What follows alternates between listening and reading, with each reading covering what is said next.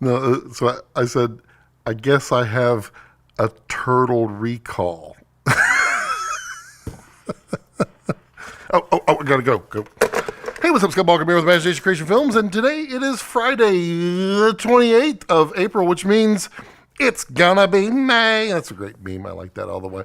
It's a wonderful day. It's a perfect day. The birds are singing, the deer are making rap music. It's perfect for a live stream with you wonderful folks right here. And so I can't help but, just be excited about the day. There's so much we could chat about. I'm hoping I'm streaming. I am dropping a lot. I'm dropping an incredible amount of, wow, why are we dropping so much? Let's drop that down. Hello, Starlink.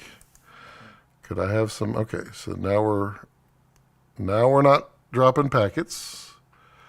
So there's that. I'll boost it up here in just a minute. Well, let's just boost it now. Yeah, screw it. Come on, we live on the edge here. Y'all missed all of that, didn't you? All the time that I take to set up these intros, and then they fail miserably, like my career. Just kidding. Yeah, it's a wonderful, wonderful day. How are you? Are you all doing well? Are you all feeling good, feeling glorious? Well, hello, Clayton Burns. It has been a while. How are you, sir? Are you enjoying the Canadian April up there in the world of Canada? Is it cool up there? I'm sure everything is wonderful. Reach, hello. Oh, yeah, and Clayton. Oops, missed that. Clayton, thank you for being a channel member. If you haven't, Clayton, there is a short film that I put out. Right now it's under members only, so you should go check that out. It'll be dropping probably Monday. I didn't want to release it today because if I do the live stream, then it'll just knock that one off, and I feel like that one needs its own attention. Reach says, we're live. Yes, we are. Jeb, hello. 7 a.m. in Melbourne. Well, good morning, Jeb. Elysium says, hey, Scott, happy Friday. Thank you again for the reference earlier. Cheers. You are absolutely welcome. Timmy says, howdy doody. Hello, howdy doody, Timmy. Oh, it's a wonderful day. We can chat about so much. I want to talk about a bunch of different things around here so that you guys don't have to wait on reviews and things like that. Because there's a lot of stuff here I could talk about that's not dependent on timing or anything. And we can talk all about that. We can talk about Carlos Quintero's live stream where Mr. Land joined and dropped a few little hints about what the future holds for red cameras and somewhere in the mix in there. We could talk about that. We could talk about all kinds of things, really. Let's do what everybody really wants, and let's put the puppy cam on. There we go. There's the puppy cam. He's passed out, but he's happy. He's been upset because we've been running fog machine, and he does not like fog machine. Well, especially that one. That one's no joke. That one you hit it and he goes, and the whole room is full of like a thick cloud of smoke. You're like, I can't breathe.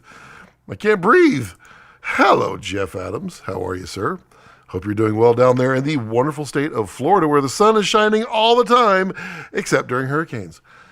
Right next to Reach, actually. Well, somewhat similar. Eric says, just bought a Komodo to complement my Helium 8K. So cute. Isn't it cute? Eric, did you not smile when you unboxed it? And you're like, okay, it's kind of small. It's kind of funny how that works. Timmy says, puppy passed out. Yeah, it's what he does. Except for the other night, we were sitting here filming reshoots on a little short film And I heard this like metal can just outside the door like fall over, and I thought, that's not a sound I normally hear. And Cynthia opens the door. She's like, "Oh gosh, it's a raccoon." So I was like, "Rex, get out there and get that raccoon." Oh, he had so much fun. He came back with the biggest smile. Clayton says, doing great. Just finished Canadian Forces Reserve basic training because of my absence. Well, I assume you passed. So good for you. Super cool, but lots of fun. I'm actually currently in your neck of the woods doing a DFW. Wow, that's kind of cool. I mean, it's generically in my neck of the woods in Texas.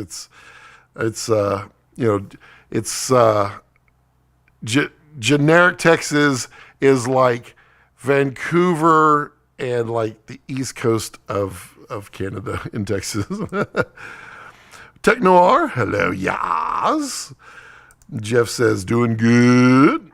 Tim says, better than biting your knee. That's true. My dog does not bite my knees or my chickens. Eric says, yo, brother. What's up, Eric? How are you, sir? I hope you're doing well today. We had Anthony drop by earlier. He's like, guess I'm off by 1 hour. Jed says, for Halloween, I'm expecting Rex to take control and Scott having a good old snooze. I mean, I'd be game for that, but y'all don't really want to live in Rex's world. He licks his rear end. It's not a sight for YouTube for sure. Let's see here. As always, you folks can always ask any kind of question you want at any time. Don't feel obligated to stay on topic because you know as well as I do, I'm not going to stay on topic. Somebody's going to ask me a question about Kool-Aid, and before you know it, I'll be talking about this one time when I was a kid driving my tricycle around a corner at 30 miles an hour and how many pancakes it took to shingle that doghouse. That's right. It's been a good day. It's been fun. I was up late last night finishing up that short film. It was kind of funny because been playing a lot with Mr. Monochrome Komodo here, and I've shot a bunch of stuff for it. I shot some things for it, and I love everything that it's doing. But what I really felt is, well, I connected to the monochrome far more than I thought I was going to. I thought it would be fun to shoot with it, and just kind of, yeah, I did that. But it's way more fun than I thought, and so I wanted to shoot something artsy, more inspiring, more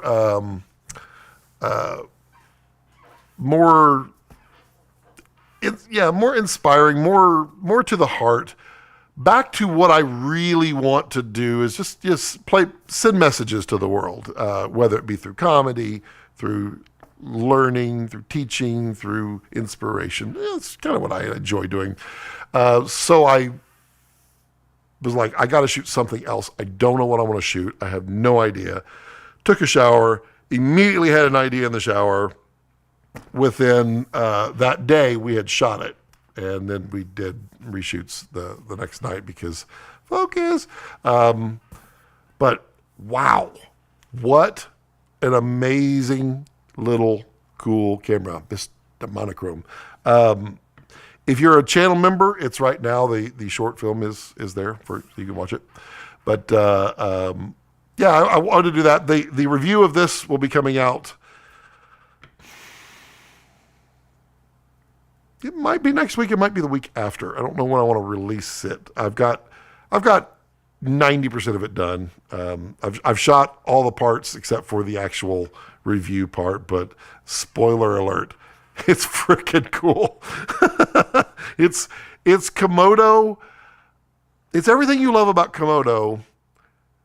And I'm speaking specifically about the full spectrum one. That's what this one is. I guess the monochrome would be great if you never want to do full spectrum, but you can always block off the IR. So it is an inspiring little tool because it makes you think. It simplifies so much, but it makes you think differently. And that is inspirational. Clayton says, how's life been? How was NAB? NAB was interesting. It was, it's on a weird path, and I suspect that path is dwindling to back to where it started, which was 30 people in a conference room talking about stuff. We'll see. We'll see what happens. It just definitely feels like it's slowly going down. But life has been good. I'm on a feature as soon as I get back from Cine Gear, which if anybody's in LA and has a couch, let me know. I am on a tight budget. So yeah, I'm going to Cine Gear, and I could use a couch if anybody's got one. Didn't want to drive because I didn't want to park the van down in LA, but yep, it'll be fun.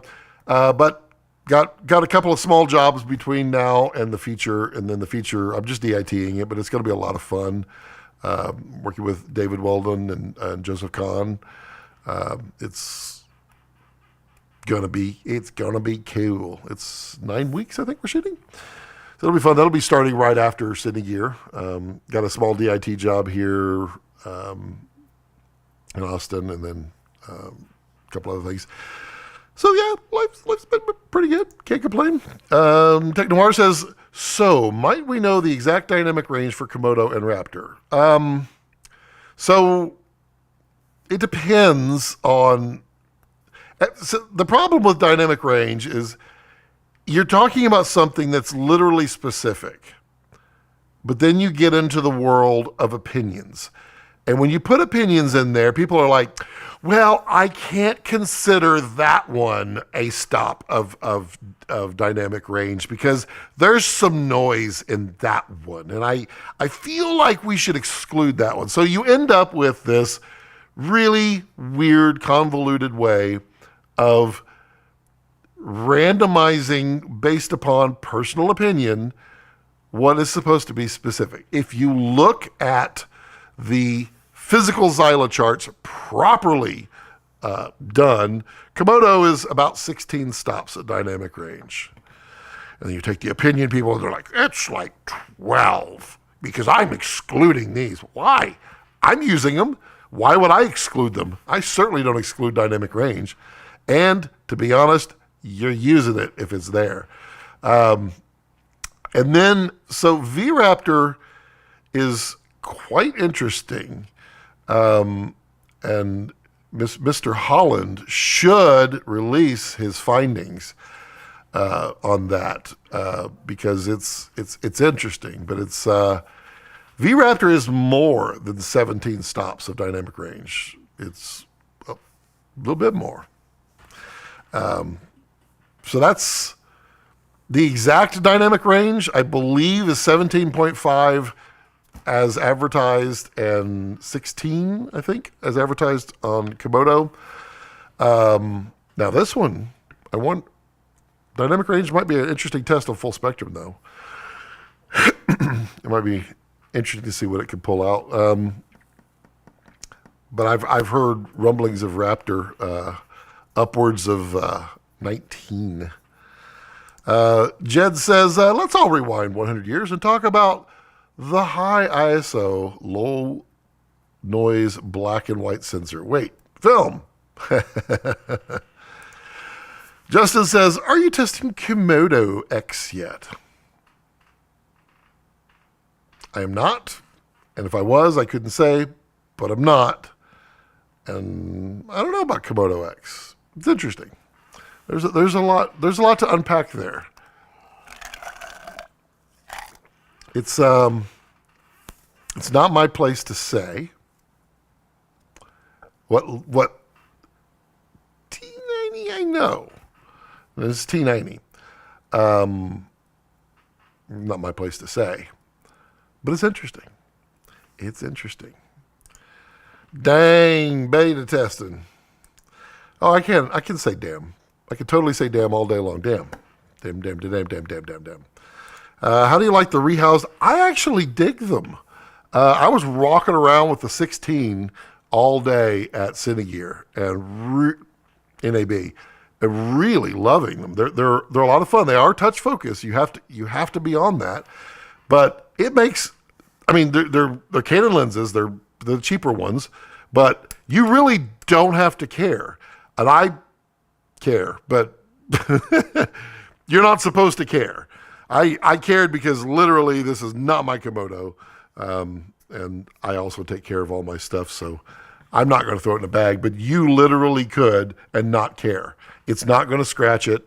It's not going to break. It's pretty daggum solid.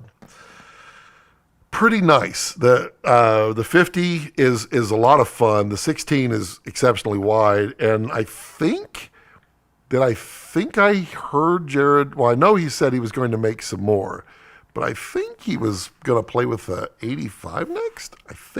I don't know. I don't remember. I feel like I remember that, but I don't. Justice says, "Are you beta testing?" There we go. Okay. The GDU 50 looks incredibly well built. How has focusing been through? Red control probably helped. Yeah, red control is really nice because you get the face detect. Face detect, not phase detect, because this has got phase detect. Yeah, I mean, the tap focus on the top, it was pretty cool. And I walked around NAB, and I walked up to a lot of people, and just, people are like, "Ooh, what's that? What's that?" I'd show it to them, and I'm like, "Monochrome." They're like, "Monochrome?" And I was like, "Here, enjoy, play with it." And they all enjoyed. I'm going to boost up my settings just a little bit, just because I feel like, there we go. I feel like quality might be there today. We might be able to survive. They kind of got to the tap focus real fast, and then it does, especially with these lenses, it tracks really well. And with like the 18 to 35, which is still one of my all-time favorite lenses. Also, the lens cuff. Ooh, still one of my favorite. It was used the entire time during my short film. It was a lifesaver because you clamp the lens motor, the focus motor onto the lens. No more rotation against the RF adapter if you don't have a locking adapter. But digressing. Oh, there's only a couple of sets left, a few sets of these left, and the deal for those lens cuffs ends on Sunday, I believe it is. So if y'all are interested, people are starting to get them in their hands, and they're starting to really actually see the value in them. They are pretty cool, and I find more and more use for them all the time. This is not a sales pitch. I'm just literally talking. Like I said, there's a lot of products here I want to talk about. But, the 18 to 30, remember when I said I was going to go off on a tangent? The 18 to 35, other than it every once in a while just kind of not being happy with face tracking. It's kind of weird. It just, like, sometimes it just says, I don't want to work today. But when you get it working, oh man, it face tracks beautifully. It's wonderful.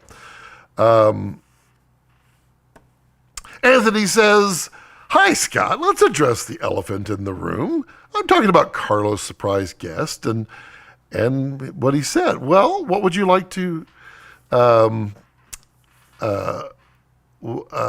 would you like to discuss about it? Feel free to ask questions, and anything I'm allowed to say that I happen to know that I can say that I don't know much." Well then, hello, sir. He says, "You're not just DIT." That's correct. I'm absolutely helping in every possible way I can, but that is my official role. But when you get a Balcom on set, you don't just get a DIT. That's right. You get a Balcom. Phil says NAB attendance was way down. Peak year. Yeah, I think peak year was 2018 at 130,000 last, I think if I heard that right. So 65, that's half. It's interesting. Tyler, hello Tyler, how are you? Justin says, bets on both a new Sony FX9 and Blackmagic box camera being announced at Cine. So I'm not putting any bets on it because my timing was apparently not just off, but well off on NAB. So it's not ready, apparently. So I don't know. I have no idea then if it's going to show up as good. I hope. I don't know. Clayton says, I've been away for a bit and missed Komodo X. I'm not asking for any top secret stuff here, but are we looking at something new in the next little bit? So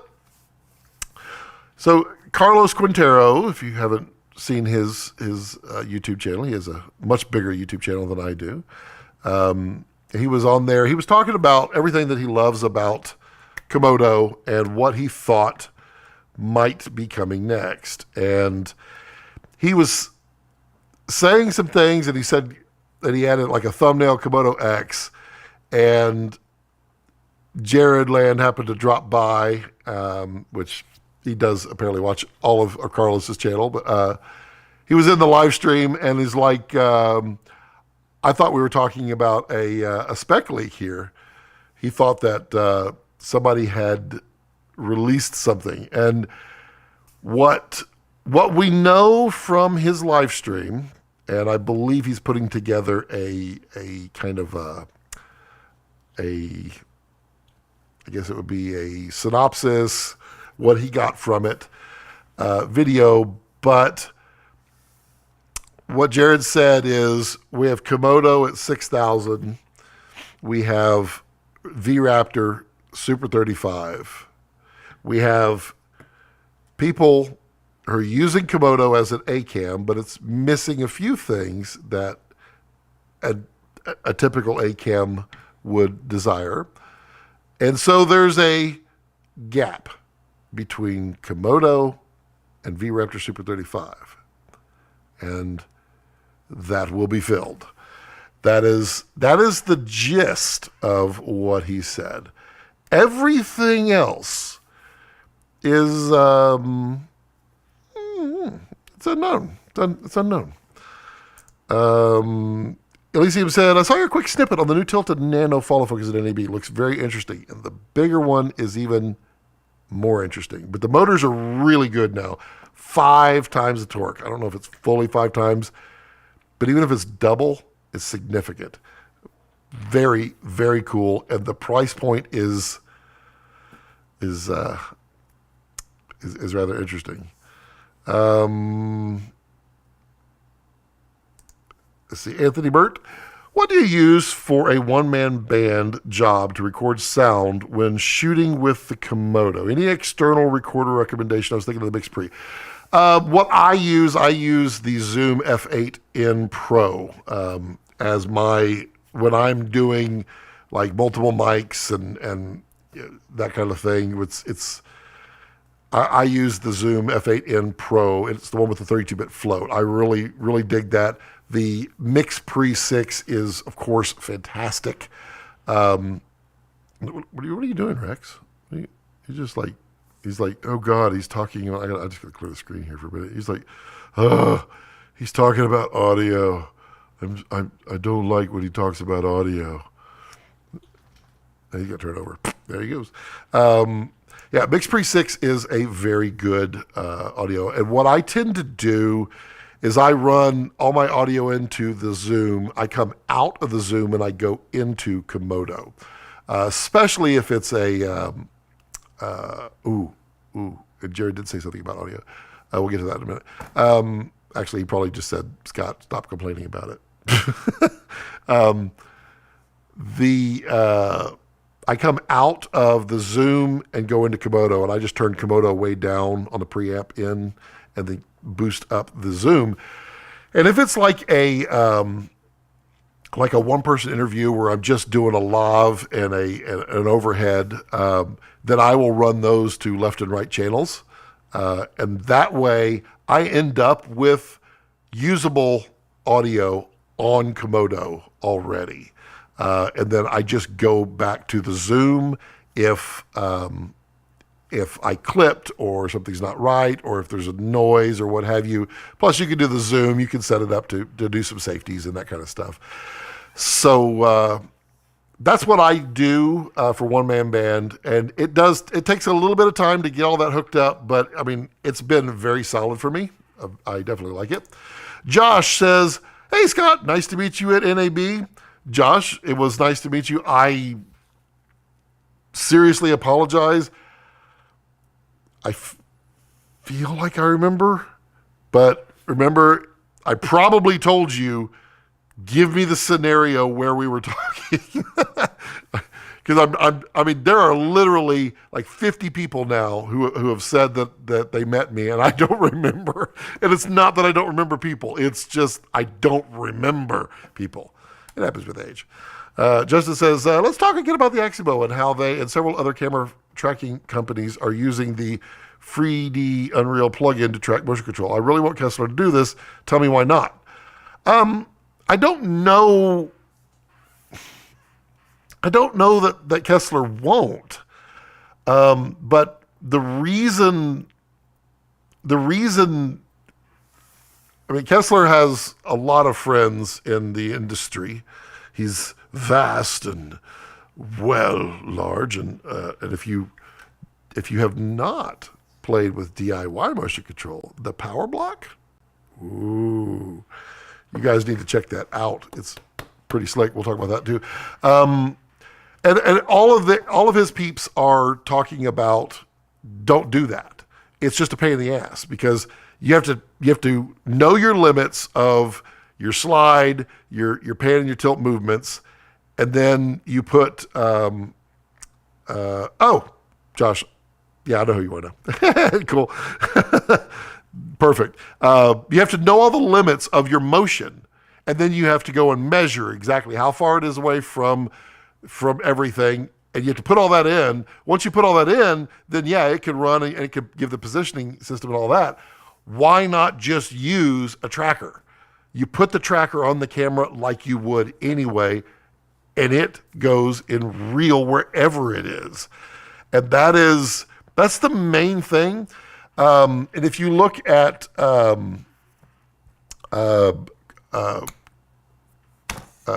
Christopher Fields, he just posted today the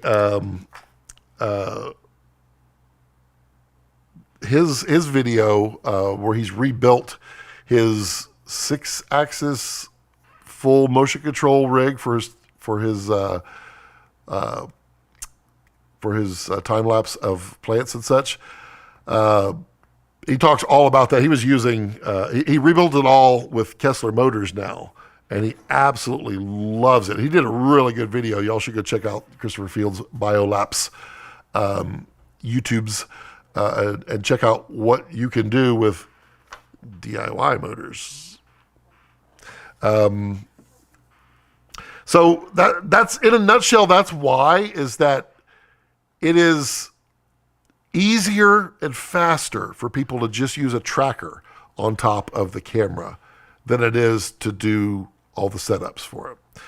Ollie, good evening. How are you? Clayton, any experience with the DJI mics?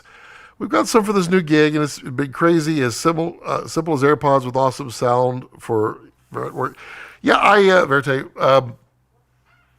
I have not used them, but I have heard many people who are using them, and I think their audio sounds great. Sorry. So I don't see there's any problem with them. I am most interested, though, in the Deity new mics because they have 32-bit float inside the microphone. So, yeah, it's going to be kill. Plus, they will also tie in with the time code.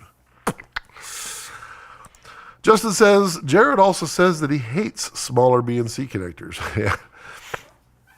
I don't like BNC connectors.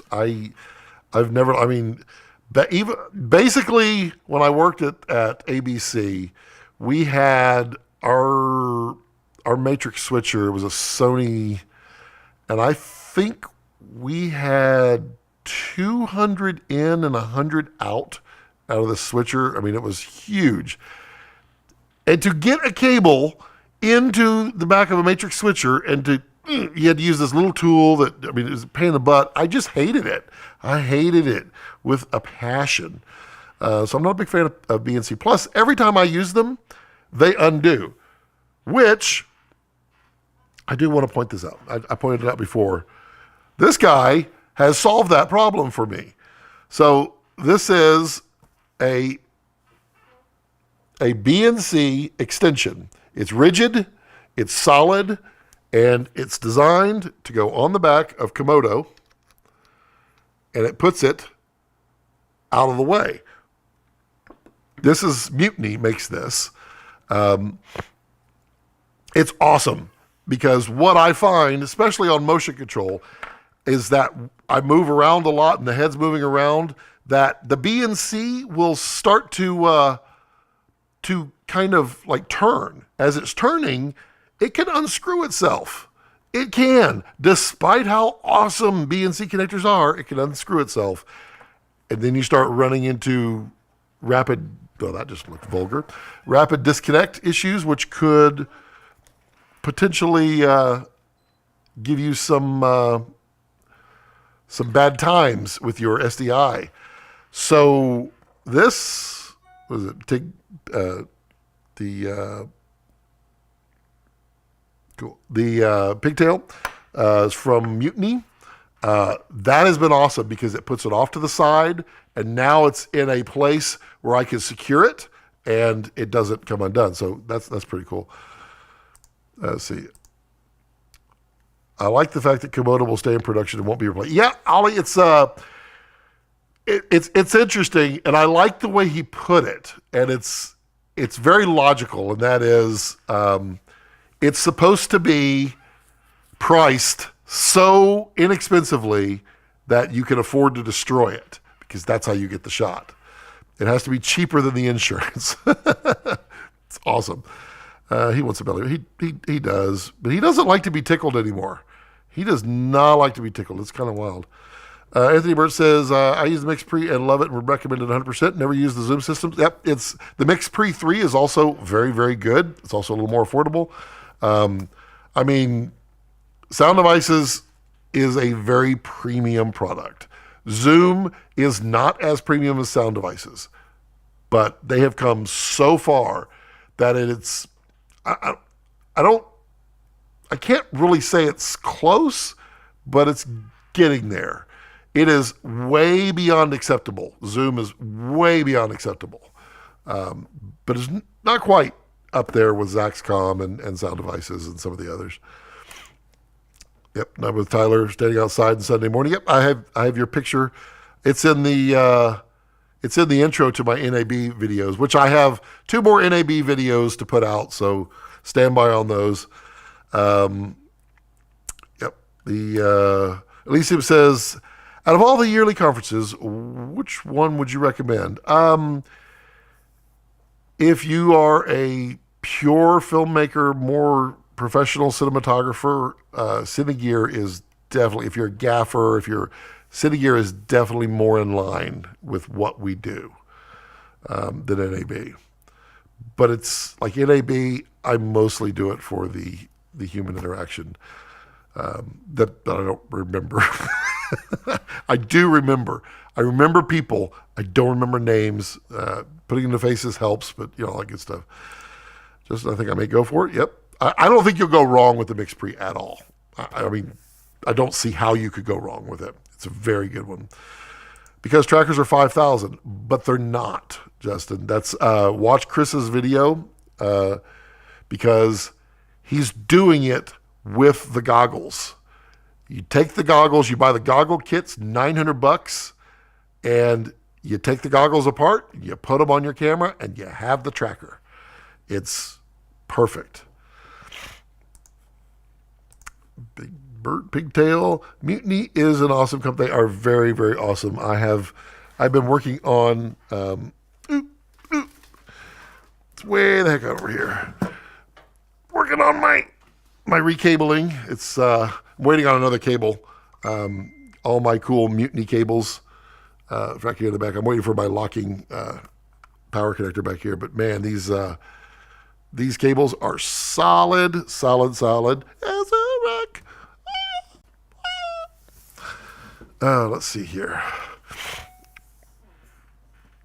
Okay, both of my jobs are in the next 2 weeks are emailing me at the same time. It's funny. Do you think Red will update the DSMC 3 monitor or wait till DSMC 4? Reading between the lines, it seems... I'll tell you what, Ollie, what I got from that is that I think... start the... Look at this dog. We got to put him up here.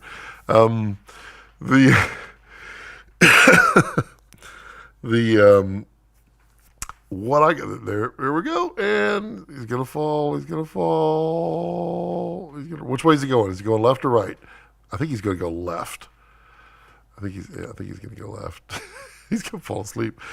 What I got from that, Ollie, was I get the feeling that Red wants to re-engage in the monitor market. Left it is. Oh, that was the left that I saw. Hopefully everybody else saw that left as well. It was interesting hearing about that. Jared says he's not excited about, I guess, the current monitors.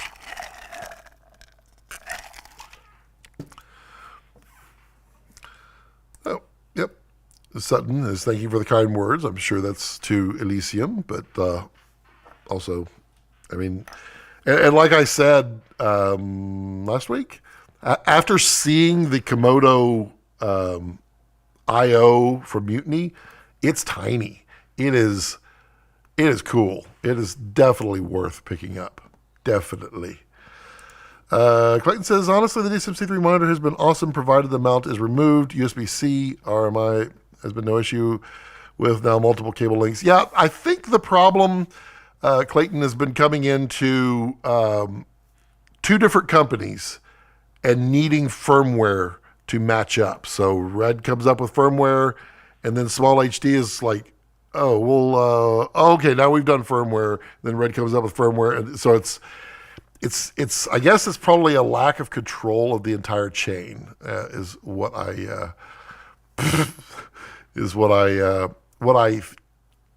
guess. I don't know, but it does seem to me that Red is aware of it and wants to push forward a little bit or push back a little bit from where they were. But yeah. Elysium Rex is Falcor. He did kind of look like Falcor, though, for a moment there. Hello, Greg. How are you? You missed Greg. I was just talking about the... You got a few sets left, and the sale runs until Sunday. I was just talking about the... well, I'm going to spill everything. My desk is a disaster. I mean, there is literally a pile of stuff over here. I've overflowed to a secondary desk. Really, really slick. I do want to... This one I'm allowed to open. I'm not allowed to open that one. I do, since these are now officially out, these are slick and awesome. Oh, I can open that one. I just can't show that one. These are the Revar Cine. Like I said, I wanted to talk about a whole bunch of products because I feel guilty that they're not getting words.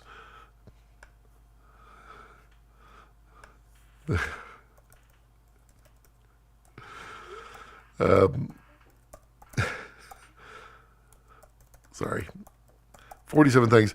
But I'm not saying fast enough for a lot of people. So Revar Cine has made these. I believe they're patented. Pretty sure they're patented. But these are filter case holders. Really, really slick and solid. They lock in, and then you can protect your filter that's in there. This filter does not exist. I have no idea what that is. These they're really cool. Really slick. I forget the price. They're actually cheaper than I thought they were. I don't quote me on the price. But they are now available at revarcity.com. There's a link down below if you want to get them. These are really slick. because they're magnetic, so they stick together. You just kind of thing. And you could stack them all up, and you could easily just grab whichever one you want, and it protects your filters. And they have dropped them. He said he dropped them on concrete to like 6 or 8 feet. I'm not going to do that, but these are slick. These are really, really slick. So check them out if you're interested in filter holders. Ollie says, I remember on a past live stream that said his gut wanted to keep the SFC2 style monitor, but the tech shot him down. I mean, it was a lot of complaints. People complained about the swivel cable. Is what everybody always broke their monitor the same way. They're like, oh my God, this is great. It's cableless. I'll leave it on. And then they put it down, and then they snap it off, and it breaks the cable, and it costs $900 to replace because this is a pain in the butt. And that was, I think, probably one of the biggest complaints that people had. And so, they got away from it. I thought it was smart, and I thought it was a good decision. Ultimately, I mean, the reason I thought it was a good decision is because I really enjoyed the fact that everything everybody complained about, Red said, fine, we'll take care of that for you. And they did. They got rid of the mini mags. They got rid of the they got rid of the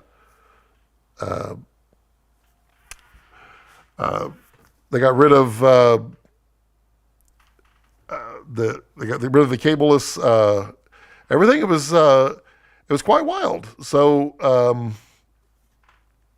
I think it was a good move. However, I think most people disagree. So it is kind of what it is.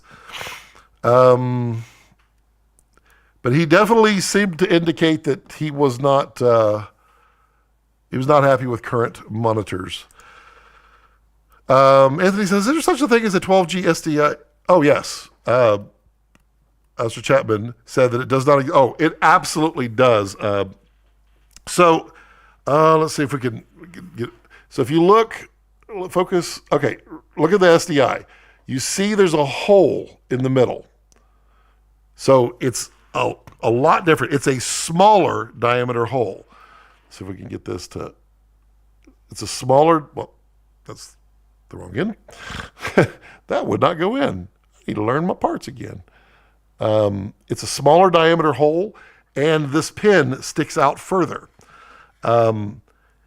If you put in a 3G, which I don't have convenient, it will stretch out the port. If you look, you can kind of see that little white that's in there. That's a donut. It's a rubber donut, I think. It goes around so that if you plug in a 3G, it splays that out inside, and it's ruined forever. So they put the donut in there to kind of help bring it back to reality. But it is definitely a different spec. So yes, absolutely buy 12G cables. The interesting thing about the cable, there's a 12G connector, which is what I was just specifically talking. The cable, you can always get away with stuff. So for instance, like Cat5 Ethernet, Cat5 Ethernet, which is old, Cat5e, it's rated for 330 feet or 300 feet, basically. But I have run that cable to over 1,000 feet and still got gig out of it. There's a lot of factors at play. It's the same thing with the quality of the SDI cable. There is a spec for it, and there's bandwidth that has to be maintained. And so when you're doing short cable runs, you might get away with a lesser quality cable. You'll still need the connectors to be right. But over a long rated run, then you will need that higher quality, the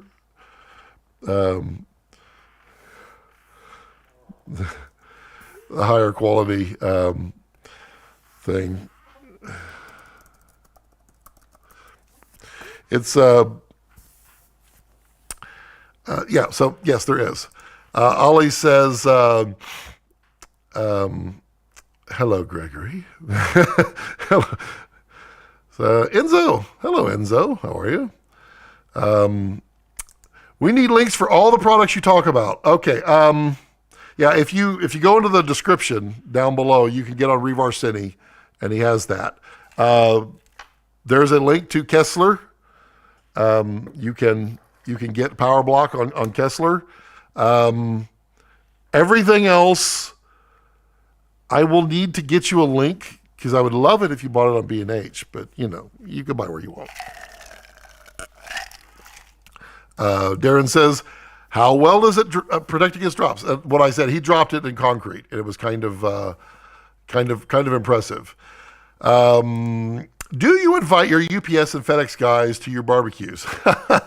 Honestly, the UPS guy is growing on me. He's definitely, the latest one we have is really good. My FedEx ground person, no. But my FedEx Express guy, he even has my special smoked salt and pepper. So that's how much I like my FedEx Express guy. He knows me by name.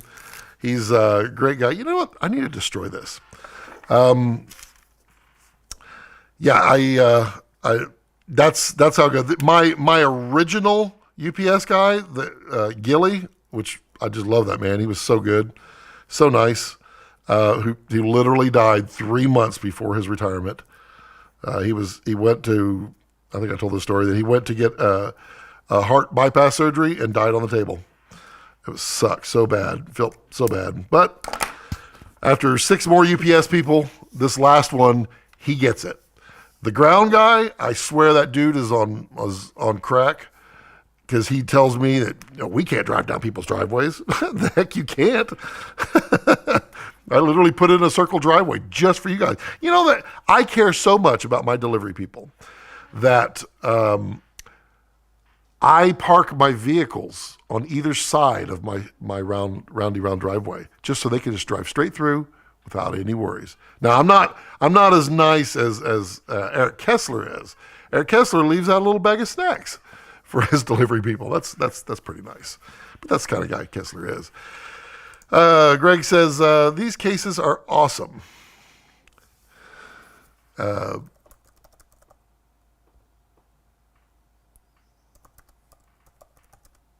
Sorry. Yeah, they are. They're really cool. I really excited. I thought they were a lot more. I thought they were like $80-something a piece, which I thought, I guess, you know, you're going to protect a $500 filter, $80 is nothing. They're not. They're cheaper. Instead of QVC, SVC, Scott's Value Channel, 3 easy payments of $199.95. But wait, we can double your order for only twice the price. Make it all wireless. Do not skimp on 12G. Yes, agreed. It's still only yeah, it is. It's coax is all it is. I'm going to go turn on my fan, so that's why I'm disappearing. It is coax, but I mean, there is technology in coax. There is a grade of copper that's used. There's a grade of shielding that they use. There's the number of twists. If you've ever looked at a coax cable, there is the shielding that's on the outside, which is the ground. It is a web, or it's a mesh of wires in a specific pattern. And same thing with like a Cat 6 cable. Inside here are 4 pairs of wires. Each pair is twisted at a different number of twists per foot because it allows it to reject each other interference. And if you, yeah, I mean, we can go into balance versus unbalance, but yep, all that good stuff. Steve Sage says, hi. Hello, Steve. Samuel says, just got in, editing while I'm here. Hi.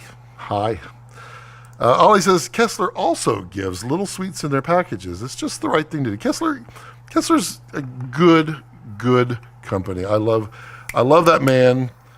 I love that company. I just can't say enough good things. And you know, I'm gonna.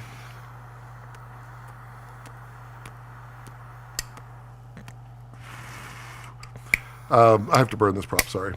I am going to do so. Anybody that is a Kessler user on here, I am going to do a live chaos. I'm just waiting for the next chaos to drop here. I'm going to do a live walkthrough of how I do shots on chaos, because it still is I guess it's a bit of a scary thing for people. What is that? I'm not expecting anything. Let's see what that is. So it hold on one second. Got 700 things.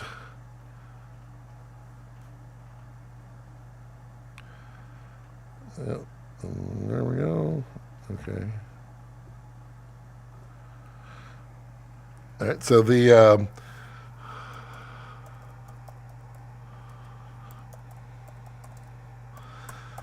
sorry, I'm having a little fun here on the side.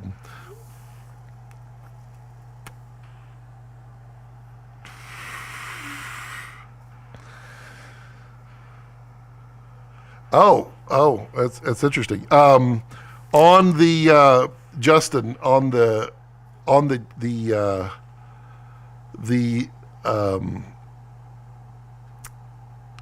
goggles for Unreal, you only need it for initial setup, and then you don't need it anymore. So it's actually quite easy.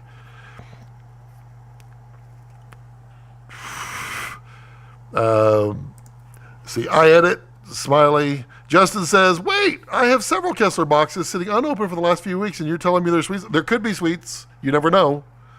Sometimes there are, sometimes they're not. But there's always something, just, nice little smile in there. Packed with ease, packed with care. I fear if I add sweets to my packages, they will stop the customs. You might be right.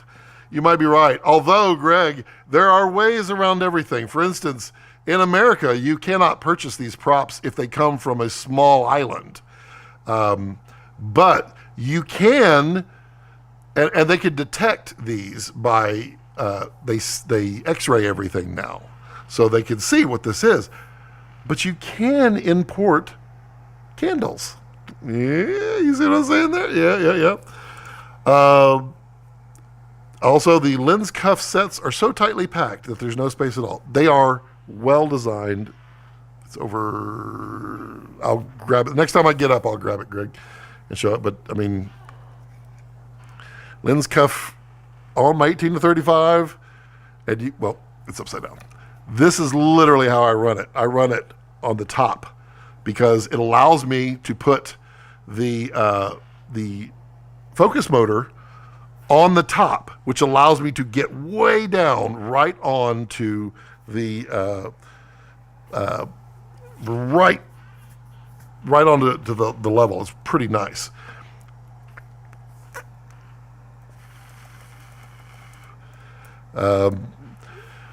So then let's see. Dog's just sleeping. Yep, a good coax cable should have an impedance of 75 ohms. There's also 59 ohm as well. So it's not just it's just not 75. But I think SDI is just 75. But there's definitely lots of coax. Have you already talked about Module 8? I have not talked about Module 8, and I'm not clicking to what it is.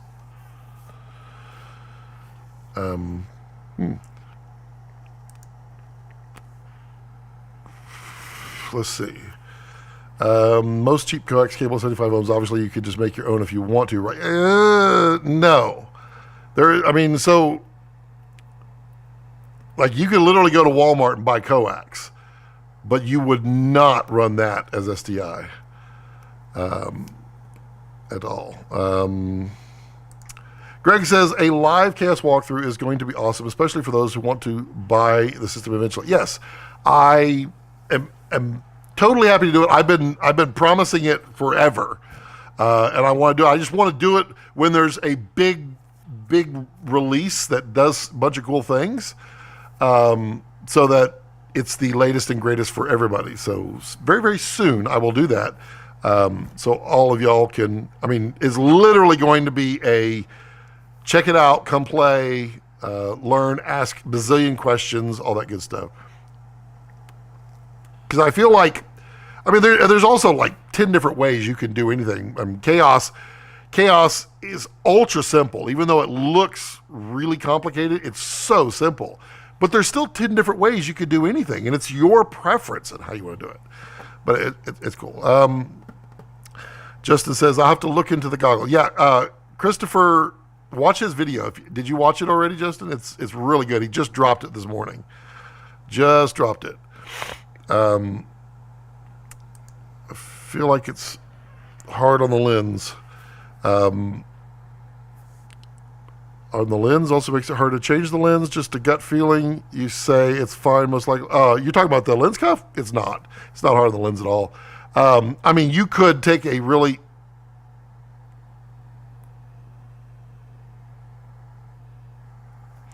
You could take a really cheap lens. I mean, you could crank it down and break your lens, I suppose. But, I mean, any reasonable lens that you're going to be using a focus motor on, I mean, even the Sigmas are nicely built.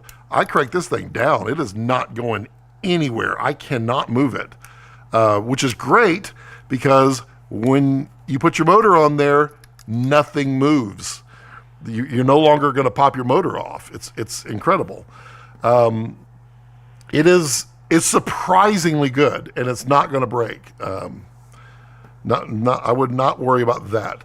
Module 8 is a projection mapping program okay, I'm not much of a projection mapper, Justin, I'll be honest. I kind of suck at the development stuff. Module 8. It's you know, it's not my not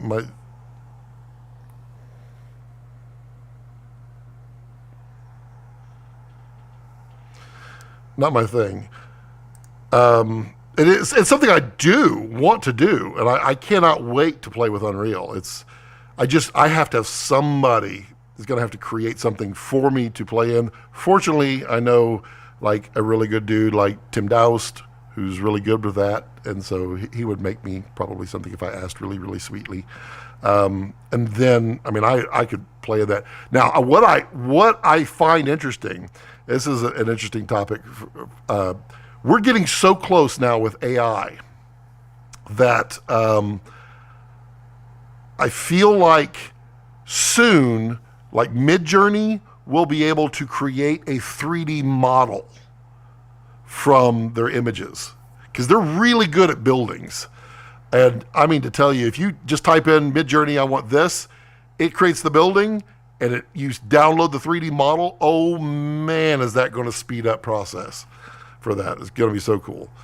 Who did the video again? Christopher Fields. It's Biolapse is his. I shared it on my Facebook this morning.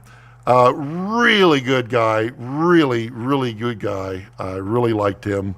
Past tense. I don't like him anymore. No, I got to meet him in Colorado when I was there.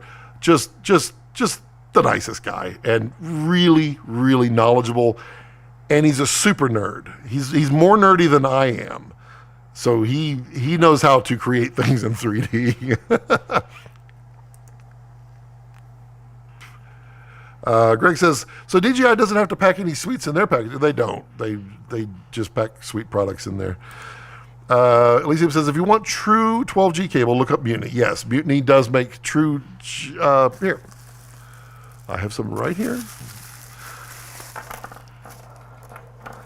So this is their what does he call it? He calls it something. It's because it's a fabric coated cable, and this is one of his True G cables, and this is not Balkan blue. It's officially not Balkan blue, but it's named not Balkan blue, I think still. But I love the Albright. He does such a great, phenomenal job of putting things in focus. Come on, find it. There we go. No, he does a great job of making these really, really solid. They don't do coupon codes. They're a small, tiny company, but their cables are worth it. Here's run stop cable. Here's my original not Balkan blue. This is their standard. Come on, focus. Come on. I guess it can't. Their standard grade of 12G coax, custom length, cut the way I want. And another. I mean, he makes. Oops, hey, did I literally just do that? I flicked my prop onto. Man, I have my desk is such a mess. Like I said, there's a bunch of products I want to talk about. There's so many here. I just want to get through them so fast and help. Another one that I want to talk about, ProGrade. I'm going to do a video on it here really soon. But if you're a Sony guy and you shoot on like the new cameras, man, these little guys right here, the Type A's, the CF Express Type A's, 160 gig, oh, they have made me so happy. They're so fast and they're so reliable, and the price is much nicer than Sony's price. Okay, let's see here. Everything's getting out of control. Let's see here. Ollie, drones are a huge waste of money in the greater DC area. No fly zone. Yeah, definitely. Anthony Burr says, Scott, is one of the camera used to film yourself a Komodo? I like the image on the top right window. This one? So this is the A7 IV. The image is nice. It's oversampled. So it has a 7K sensor on there, and I think it's oversampling from 6K because 16:9, 6K into 4K, and so it produces a very nice image. This is a 7S III here. I don't film with Komodo on here because honestly I'm using Komodo more out there than I am here, so I don't like tearing stuff down and putting stuff up. So it definitely can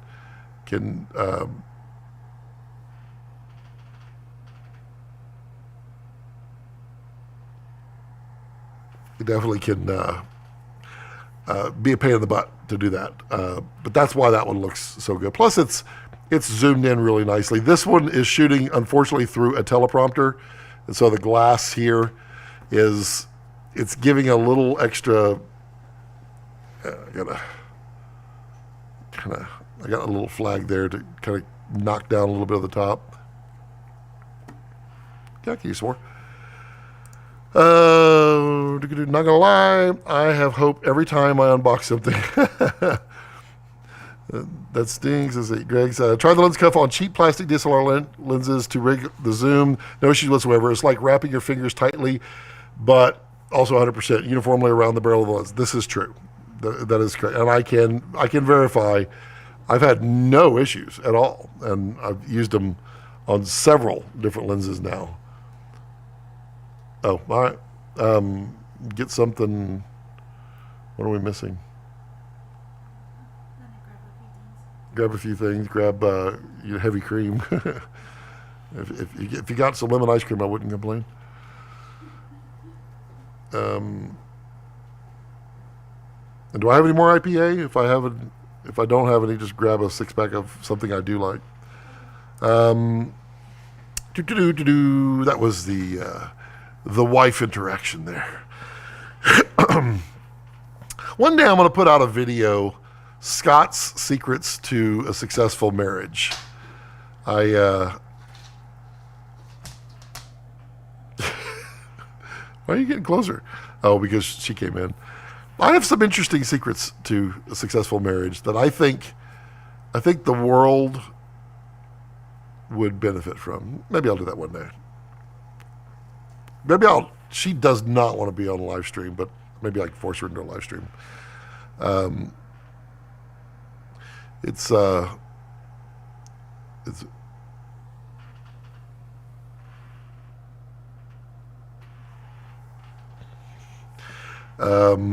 Saint. Hello, Saint. Sorry if you mentioned it already, but any info on the Nikon red joint court dismissal and your thoughts on it? Absolutely, Saint. Thank you for bringing it up. I mentioned it at the beginning and didn't talk on it. So it's quite interesting. So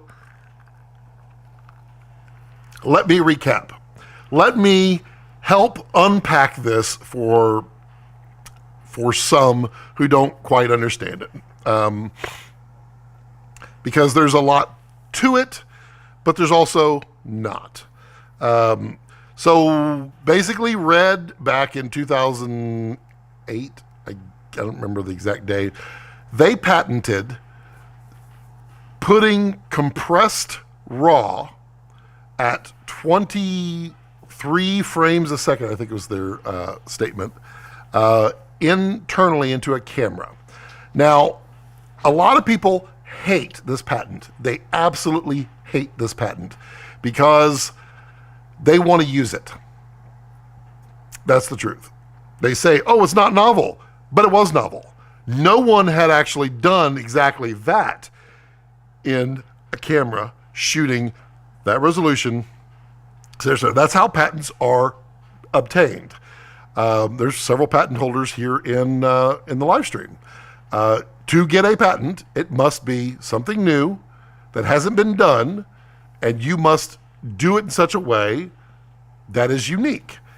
And despite what everybody says, Red was unique. Now, what was interesting most about this whole thing is no one cared. I mean, no one cared. They're like, whatever. We don't care at all what Red has to say, or we don't care at all about this patent. And so Red did what they did, and eventually the other companies all caught up. Sorry, I'm going long-winded here, Saint, but I want to kind of backfill a little bit. The other companies caught up. They realized that in order for them to go to 4K, it's a lot of data to put through on a card. And, it takes a bit. So then there comes the problem of, well, how do we do it? Red has a patent. So there's been a lot of statements over the years that Red is a big, mean company. And they're so not. They're so not. Now, in the earlier days, they kind of had a, what would be the right way to describe it? I mean, all y'all can describe it how you want. Kind of snooty. Slight arrogance. I personally have never met Jim Jannard, however he pronounces his last name. I wish I could. I really would have loved to have met him. He's basically retired now. Really smart guy, really, really talented guy. Founder of Oakley, sold off Oakley, created Red with a couple other people. He wanted to build a camera, and they were pushing the industry, and they pushed the industry forward a lot in so many ways. It's not just that one patent. So many ways they pushed the industry. I did not mean to do that. I don't breathe in smoke. So Red pushes. Now the industry, who laughed. They literally laughed at Red with their 4K camera, and they're like, we have 1080p. You don't need anything more than that. Until people said, it's actually not bad. No. For VFX, that's actually pretty good. We might want to project 4K one day. A lot of knows. So then comes several different companies out there who say, well, we don't believe in this patent. We don't believe that it's a valid patent. So they just proceed to incorporate it. And they were wrong. They lost numerous times. Red has either taken someone to court or they have taken Red to court to try to invalidate the patent, say it's no good. And each time that it happens, it ends up solidifying the patent. And so you end up, the one before Nikon was Apple. Apple, the largest company in the world, or I think Saudi Aramco is technically larger now. It's the largest company in the U.S., $2.5 trillion company, goes up against Tiny Red and says, we don't believe the patent. Well, the truth is Red and Apple are friends. They get along. And Apple says, well, we have ProRes RAW that we want to put in cameras. We need to do our due diligence as a friend, and we need to test that patent because our lawyers say we think we can get it through. They tried. It was denied. The patent is solid. So Nikon comes out and says, well, we don't believe, based upon what these other people have been telling us, all these experts out there in the community. I'm not a lawyer. I'm not a legal expert. I have done a lot of research on this issue specifically because I find it interesting. And I've done a lot of back learning on this whole thing. But they watch some video where somebody's ranting and saying, but so-and-so says this happened on this date, and this is this, and this, and blah, blah, blah. And that's the legal loophole. So Nikon decides they are going to attempt to bypass the patent. They use what's called Pico RAW, which is a compressed RAW. That is a true compressed RAW. They put it in their camera, and what'd you think was going to happen? Red says, well, that's compressed RAW. We own the patent. We're going to take you to court. And I mean to tell you, the world, sorry, I'm going long-winded. I just want to get it all out there. Maybe someone will watch this at some point and finally understand it. The world was like, oh, Nikon, huge company. Apple was bigger. It's going to take down Red. It's going to body slam them to the mat. Sorry, being very dramatic.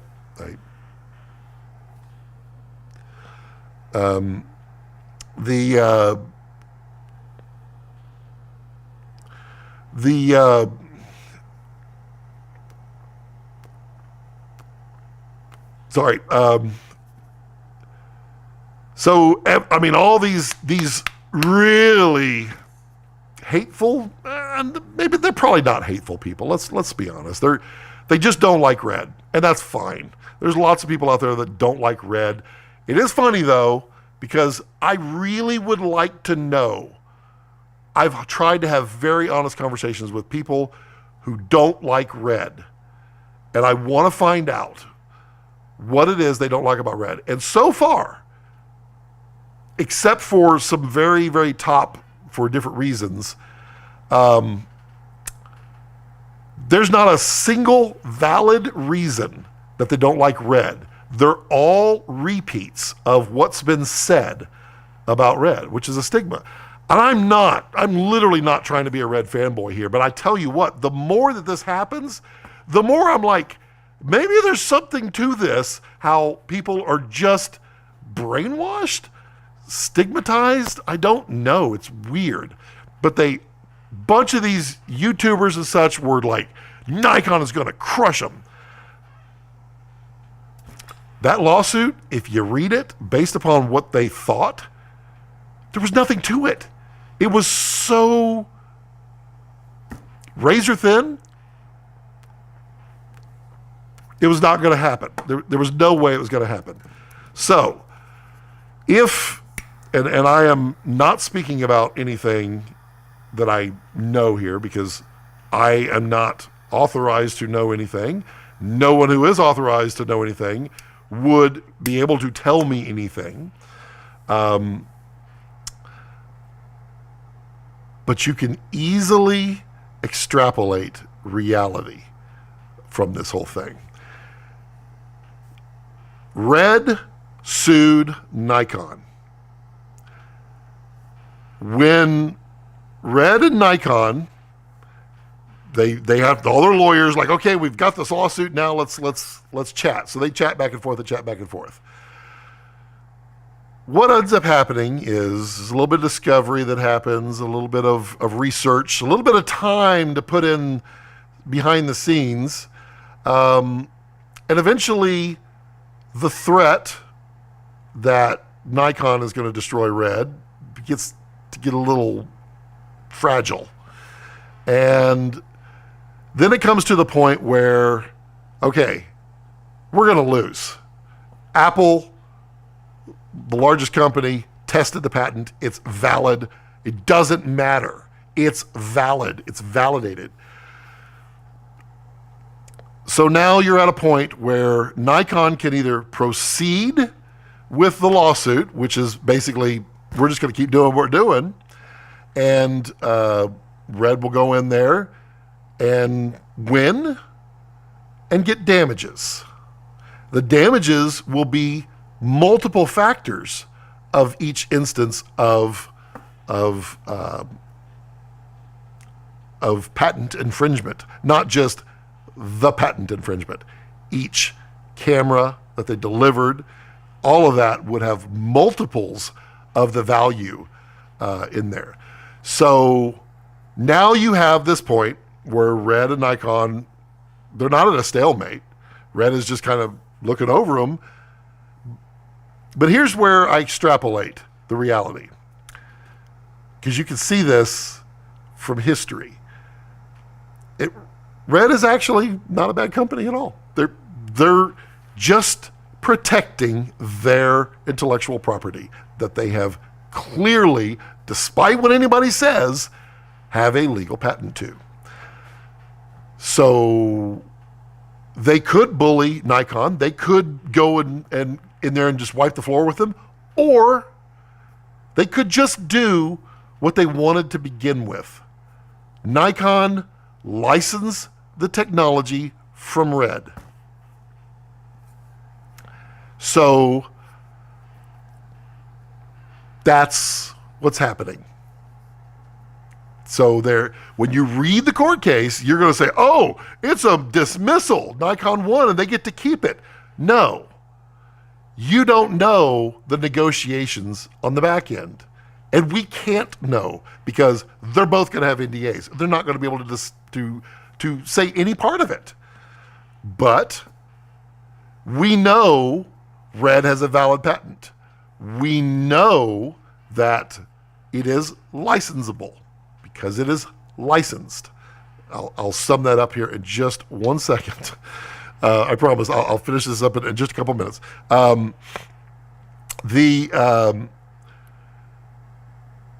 Nikon says, okay, fine, we're going to pay a license. Whatever that is, I don't know. I've heard that it's like 10% of the camera's retail price. That seems reasonable, actually, because for 10%, your camera has a heck of a lot more functionality because now you can stuff more data, which means more data rate or less data rates into media, which means you can then maximize what goes into that less data rate. So let's say it's 10%. Then all Nikon has to do is raise the price of their camera by 10% to cover that license. And now they get to use compressed RAW in camera.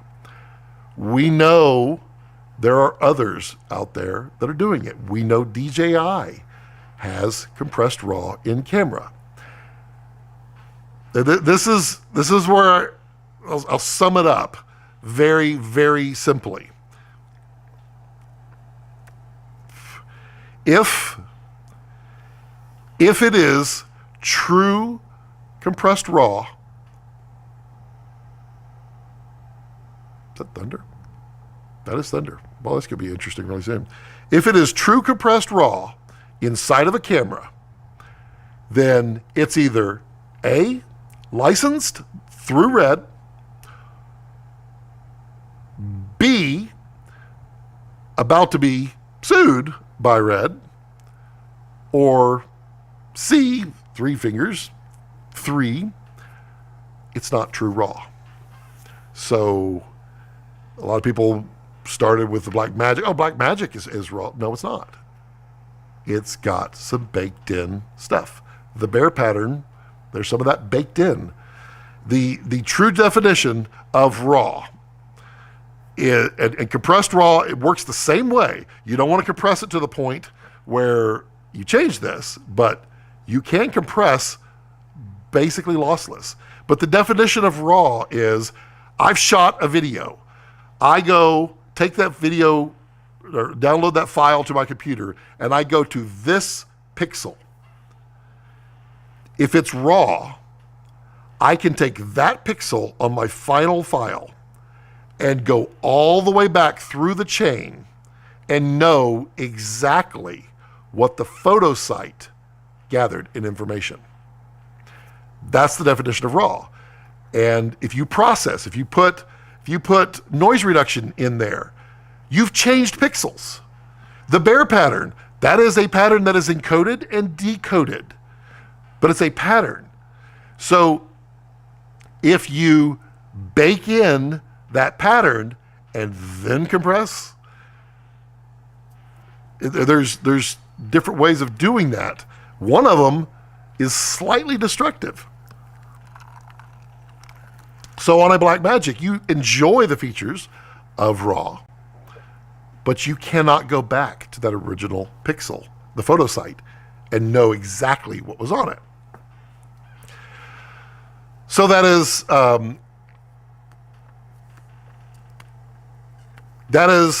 Saint. I apologize. I don't know how long that rant was. I don't know if it was a rant, but basically Nikon agreed to the licensing, probably paid the back licensing fees, and will include it probably, possibly, in a lot of future cameras, because why wouldn't they want to? And my guess, we're going to hear more soon. Okay, sorry about that. I apologize. That was a heck of a lot of things. Let me get through these real quickly. Actually, eliminates the off-axis force of damage to flimsy lenses. Yep, I'm talking about the lens cuff. Thanks, I actually follow him already. He's a genius with what he is. Didn't Kessler actually make a new model because of him? He did. He did. He'd made the macro. In fairness, I did talk to Kessler about getting a slower motor in there, but his needs way more macro than mine. So that's I think that's what got Kessie thinking, yeah, we should do a macro, and they did, and it's awesome. And my cine shooter is macro. I love it. Ali says, like the Squarespace Super Bowl ad, I assumed it was all green screen until it turned out it was a lot of plates that were shot in camera. Where's the value lie if practical looks like AI? Yeah, okay. Tim says, I love my mutiny cables, made my entire Komodo build perfect. I agree. I'm working on my ultimate Komodo build. Those 12G cables are the best. Yes, mutiny. I'll put a link down below. I should just add a link down in my description. There's no affiliate for that or anything. They don't do coupon codes. So just support them. Good people. Only one set of glass or even a single lens for the rest of your career. What are you picking?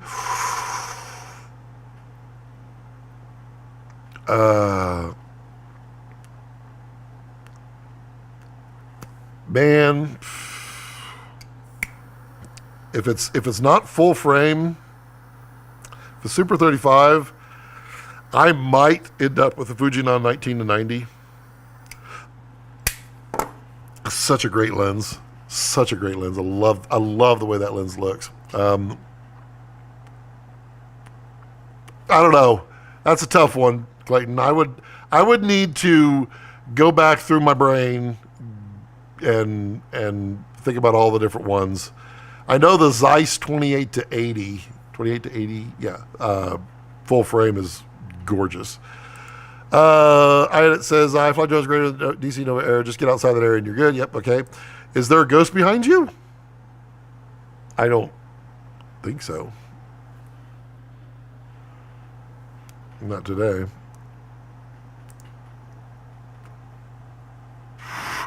Yep, that's where I live. Yep. When I say cheap, I mean, sorry. I mean, Canon EFS 55 to 250. That's a pretty cheap lens. Greg says, parents need to have provisions not to be too wide scope or too narrow. Parents. No. Absolutely right, Scott. Okay, Jim is really inspiring. Every chance I got to talk with him, he proved why he is the mad scientist without even trying. Yeah, it's everything that I've heard about him is pretty wild. I hope one day I do get the chance to meet him. I don't know when that would ever happen, but I mean, he brought forth a camera that led to cameras that I adore, and a company that I adore. And I am not sucking anybody's behind on that. I actually I adored the camera before I got to know anybody at Red. I adored the camera. I adored what it was. And the way I describe it to people, shooting RAW, shooting a Red camera in all its places, from the $6,000 Komodo all the way up to V-RAPTOR XL. It's about people who want to have creative abilities at any point in the process.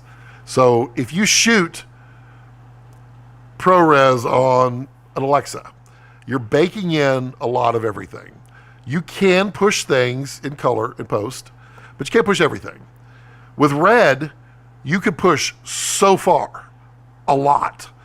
So that means that I can make a creative, massive change down the line and really, and it doesn't change anything. That's what I love about Red. It allows me to do things that I didn't know I wanted to do yet when I'm shooting.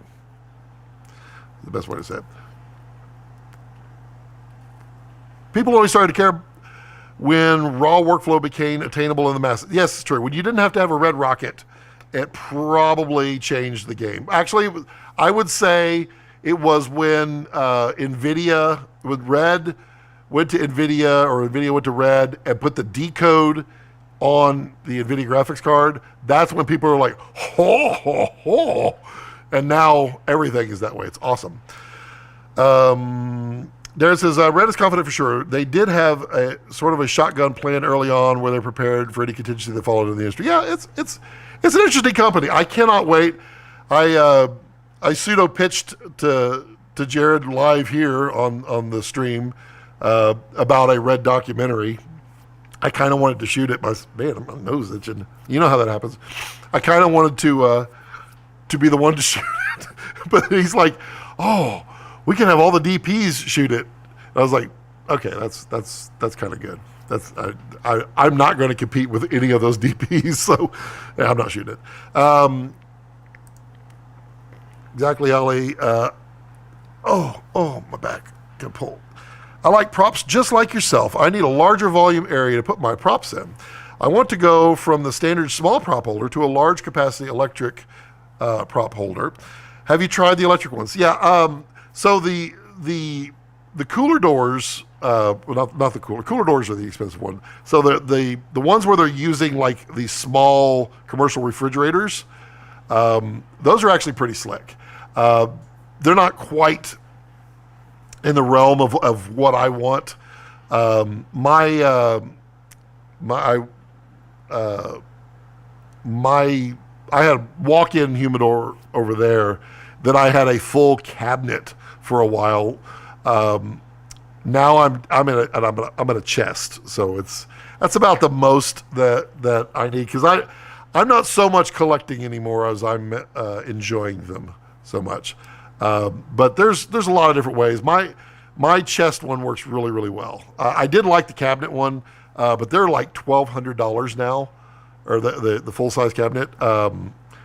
I bought mine for like $700. If you look on like Craigslist, they're hard to get rid of because you can't ship them on eBay or anything like that. So look on Craigslist, you might find a nice tall one. They work really well.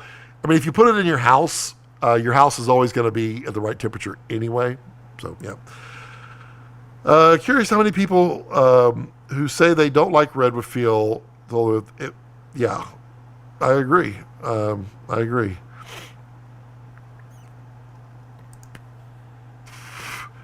Gregory says lawsuits being opposing parties bring opposing to alerts that the infringer that, hey, there's some rule you're breaking here. You still have the option to pay. Yeah, I mean, there are companies that won't do it. There are companies that say no. But red, people, this is the phrase people love to use. Red is holding back an entire industry. Bull. Yeah, I blanked it even though I didn't actually say it, so that was bad. BS. Full on BS. They're licensing it. They're not holding back the industry. You know what's holding back the industry? The people who don't want to pay the license.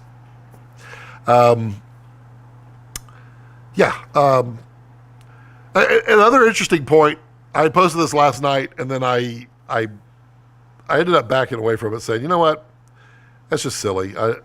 We're just throwing gas in the fire here.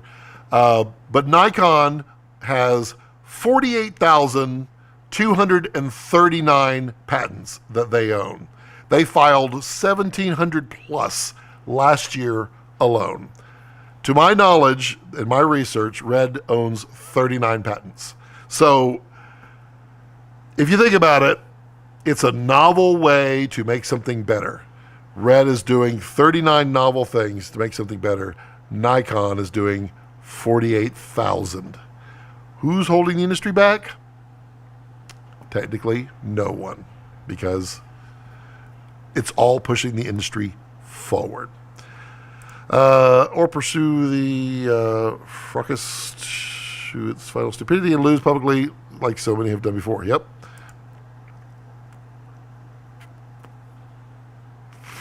I just found out the Red CF Express media does not work for stills in more photocentric cameras, yet it does work for raw video in the EOS R3. Really?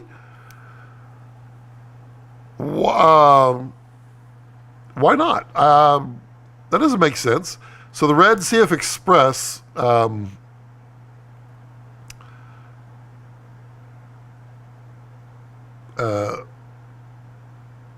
it should.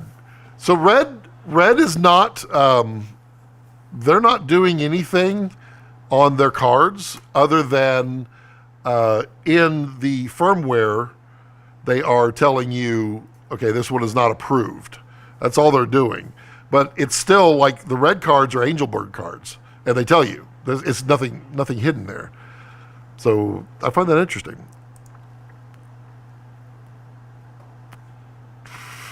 Let's see here. Third-party software or firmware for cameras easily bypass this issue and could be added back into camera. It's just a software at the end of the day. Third-party firmware makes it legal. If you're talking about compressed RAW, so this is how that would work, Darren. If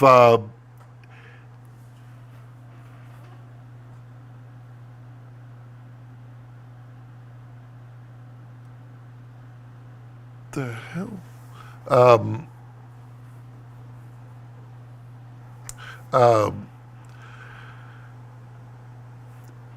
onesie twosie, probably no big deal. But eventually, whoever's making that firmware is going to get a visit from an attorney. I mean, that's what's going to happen on that. It doesn't make it legal at all. Third-party firmware in no way is allowed to buy it. I mean, if you bypass a patent, you are legally responsible for that.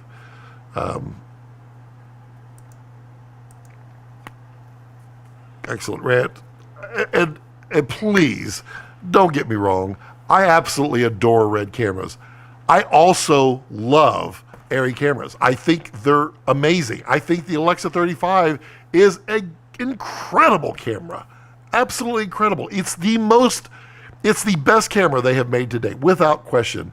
As I say, it is the most RED-like dynamic range and look that I have seen out of an Alexa. And that is a compliment. What drew me to RED, Alexa Super 35, the Alexa 35 can't do a lot of. That's a good thing. I love the Venice more than the Venice 2.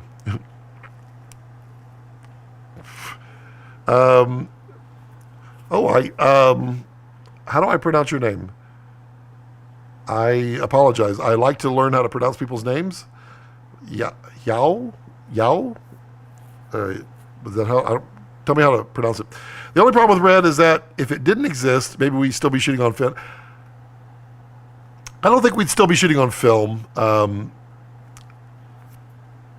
Because Alexa did that. I mean, digital was happening. There was no question. If RED had not come along, someone else would have done it. Someone else would have picked up that and patented that. It would have happened. I don't think RED did anything with film. Well, so we surpassed film with 8K. I mean, it's pretty obvious that, I love film. I really do. But it's pretty obvious that 8K has more resolution than most film out there. So yeah, but eventually we would have got there anyway. Kino flow lights, no need now. Just use tube LED. Yeah, literally, Jed. When I had my Kino flows, I was putting my quasars in them because they worked. They worked really well. I'm good with frames. Okay. Then they made conversion kits. Quasar literally made Kino conversions. Then Quasar said, just make our own. And then I started making my own out of Coroplast and foam core. So yeah, there's no need for those anymore. And quite honestly, the whole purpose of a Kino Flow light was a big, soft light. Now we have light mats. Now we have Amaran 2x2s. We have giant ARRI sky panels. We have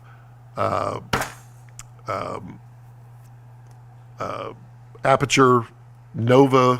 We have a lot. We have now Danlux. All these different companies are coming out with LED, making our lives so much easier, better. And I remember when I bought my Kino Flow set, I was so proud of myself. I was like, woohoo, I spent $3,000 and I used the heck out of it. But wow, that kit was huge compared to what I use now. It's so much lighter. It uses so little electricity.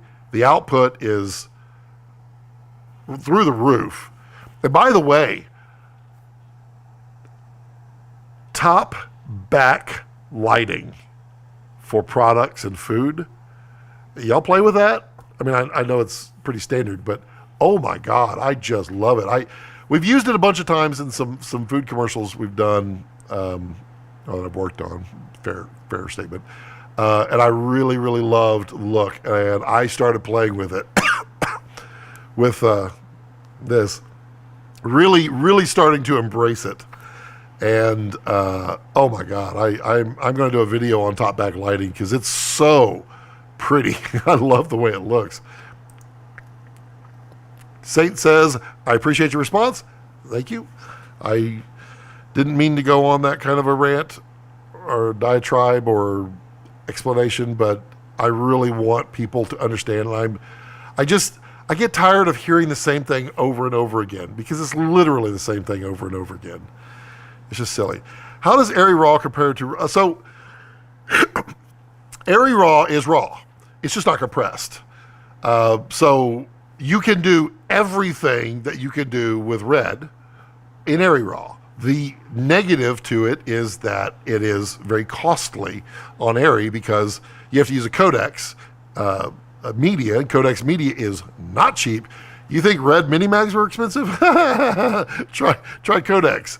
Wow, they're expensive. But it's just not compressed. The advantage of compressed RAW is that I can use a $500 card or $400, whatever they are now.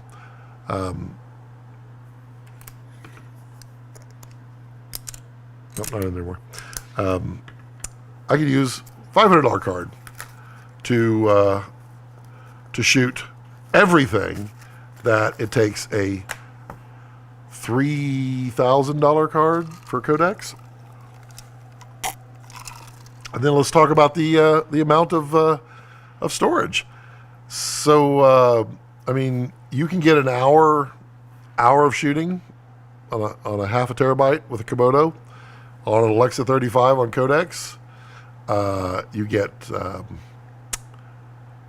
what 58 minutes for 2 terabytes. Yeah, so 4 times at least. I mean, it's I think it's more than that. Yeah, it's all that. So the answer, Jed, is there's no difference in post other than data size. The data size of ARRI RAW is huge, but it's everything that Red RAW is minus compression. Isn't that time of day when we all slam the like button and subscribe if we haven't already? I believe it is. I believe it is that time of day. It's ARRI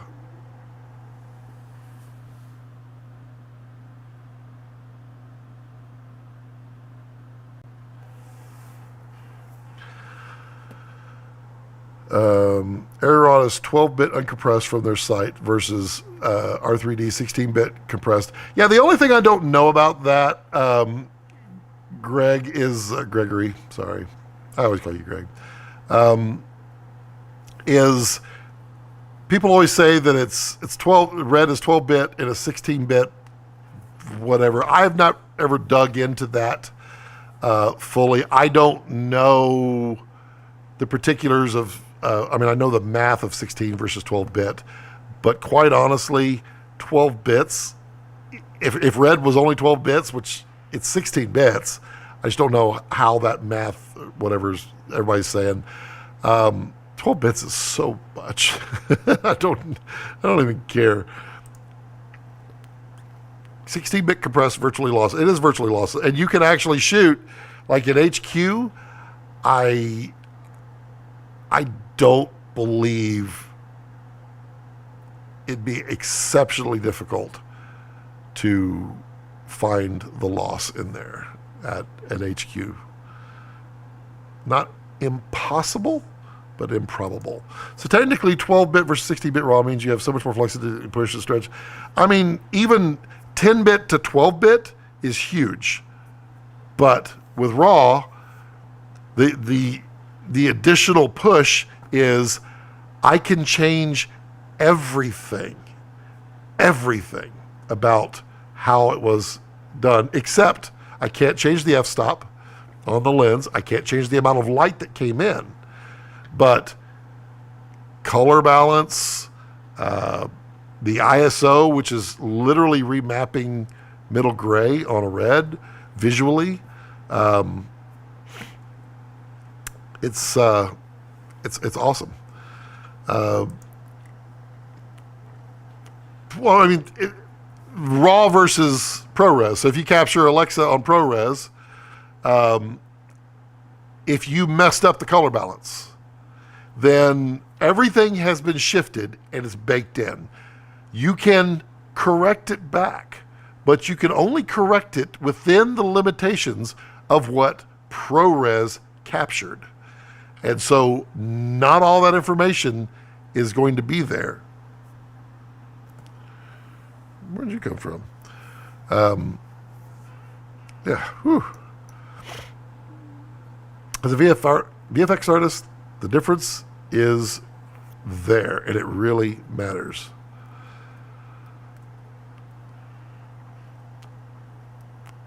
Rex is just sleeping. It's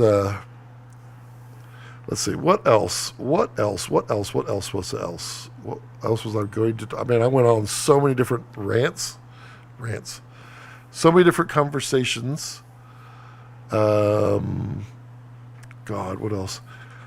The Hollyland 4K wireless review, which I can't grab.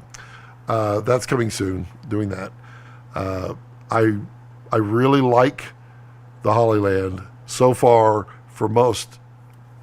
Oh, okay. I'm gonna turn down my streaming quality a little bit here because with that storm out there, it is it's clearly playing some havoc with the signal. And if I just disappear, hang tight. I'll probably come back.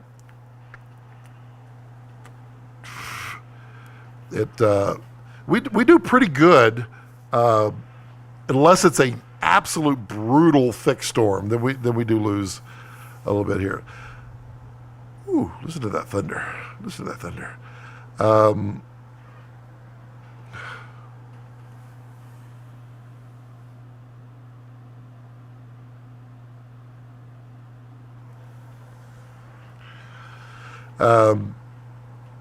In the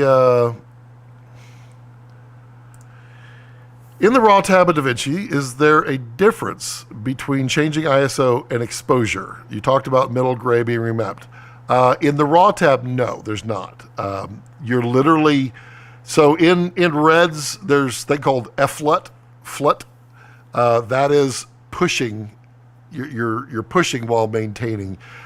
I can't speak in color grading, color post-production. That is one of my weakest. Some would say that it's got most of your stuff is weak. So I can't speak as well as like Phil Holland could speak. Phil Holland is much higher level, and then there's Mark, a friend of mine, a colorist. He is way better at color and understands all.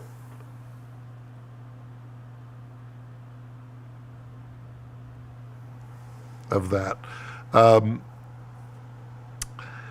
So in the RAW tab, you are only manipulating the raw data. So you can change color balance, you can remap your ISO. It's brightening it, but it's just remapping the middle gray. So you do introduce noise, et cetera, et cetera. Am I dropping? I am dropping. I'm gonna bump it down just a little bit more, just so I can maintain. We're gonna go to horrible quality here for a moment. Hopefully that maintains. Gregory says, how's raw cuts coming along? It's coming. So here's my dilemma. So Mr. ADHD here, squirrel. Somebody mentioned something to me about redoing my set. And I'll ask that question because I feel like I feel like y'all might be able to tell me.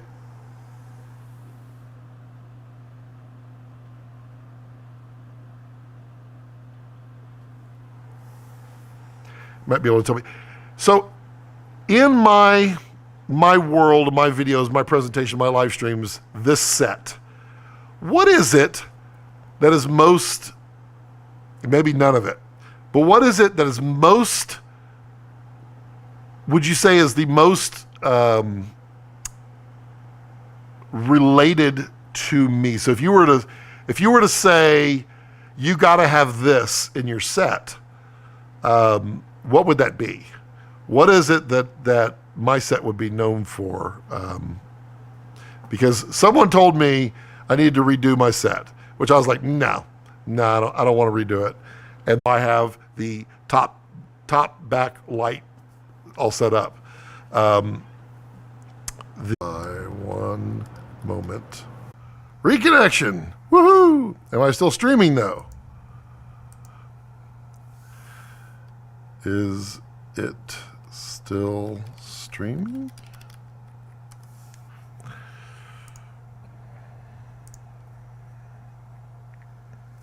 Hey, there we go. Let's bring this back. 6 watching. We're streaming. Are we streaming? Are we back? I did not end the stream. So keep going here. Come on. Are we back?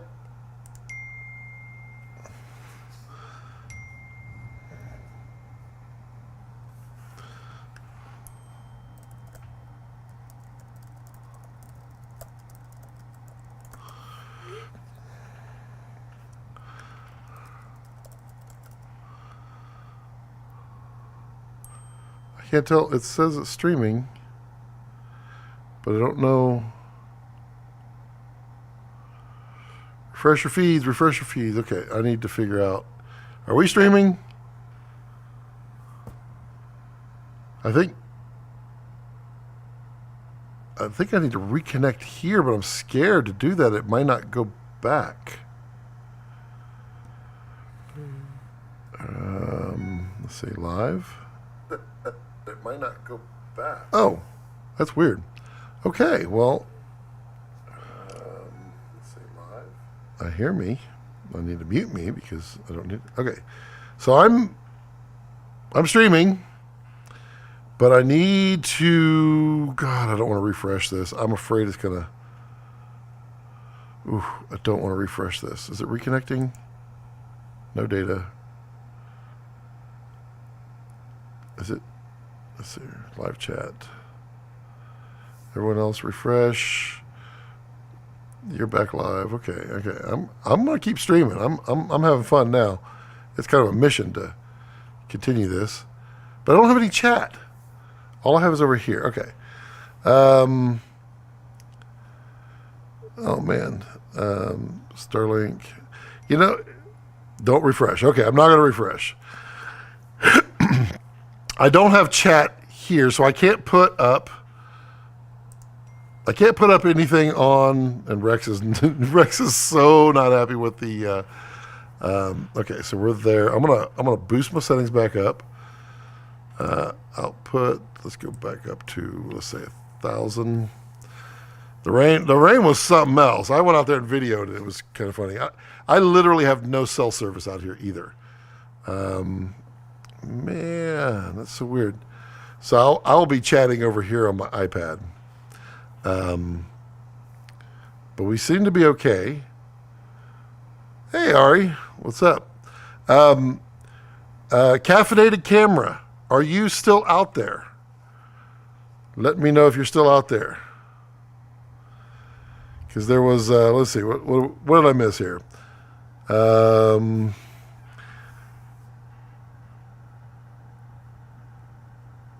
So the, it's funny. I've literally been waiting the entire episode for someone to notice. Caffeinated Camera is the first to notice that it is not a bunny either. But yeah, the puppets are both moving. Little motion control. Caffeinated Camera, you, sir, have won, and I know who you are, Brandon. You actually won a $250 gift card to Kessler.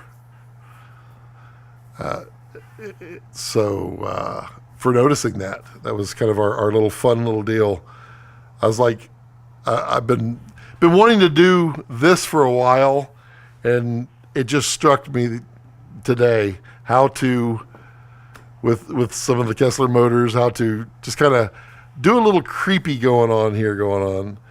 Okay, so let's see. Is it a bad time? What's a bad time? Hey, Brandon Petrakowski. Perfect time, just bad weather. Do not adjust your sets. Yep. Clayton standing by now for the storm to pass. I know Texas is a giant place. Getting it here in DFW. Yeah, DFW, like literally my Starlink points up at DFW most of the time. And so it's whatever's coming from up there. Patrick, missed the C-band dish, at least the wavelength longer, yep. I get the feeling that the Starlink dish is going to have the surface of a golf ball, but yeah, we were getting hail. It was something. I really wish I could get the chat pack. That would be awesome. Wait, if I type this in, hello, this is Scott. Does it? I wonder if it shows up. Let's see here. Yeah, DFW. Are you, Darren asked if I'm using the TC1. Yes, I am. I actually really like the TC1s. The DD timecode system works really, really well. I've used Tentacle Sync for many years, and the DDs replaced them. I definitely, plus the Smart Slate, very, very, very cool. Live, okay. Hopefully it's not dropping too many frames. I think we're okay. Starting frequencies are in the KA band. It's also 6 gigahertz, Patrick.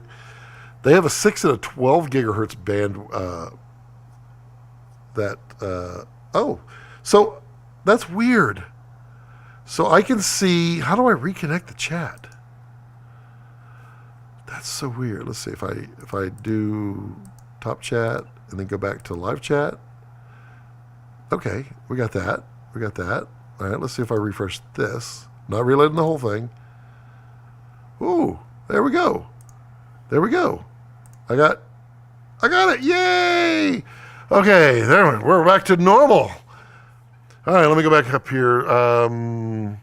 So caffeinated cameras, if you're back, you need to come back. These stats are not accurate though. Man, yeah, I can't refresh that either. But we'll see what it does. Oh, is it a bad time? Okay. Starlink Dish, are you using the we're in top chat. We're going to switch it back down to live chat. Okay, cool. All right, there we go. Ping pong balls are light. Call it walnuts. Yeah, golf balls. Did the chat freeze? It's back. If it works, here's an idea. Bright Tangerine Prodigy Starlink version. It's not so much that, Gregory, as the shooting through the clouds is the real problem.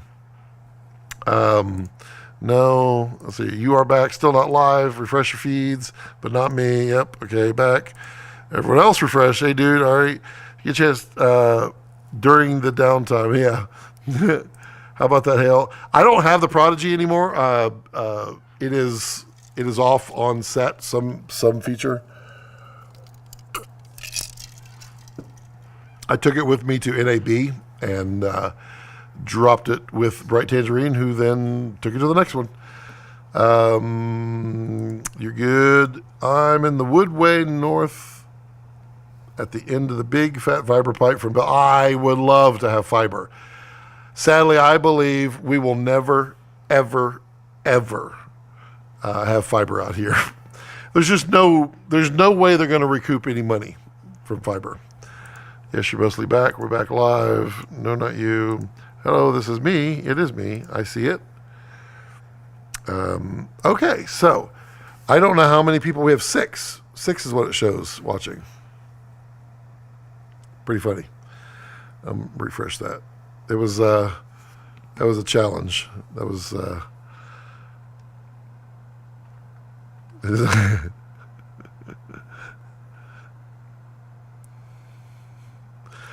okay.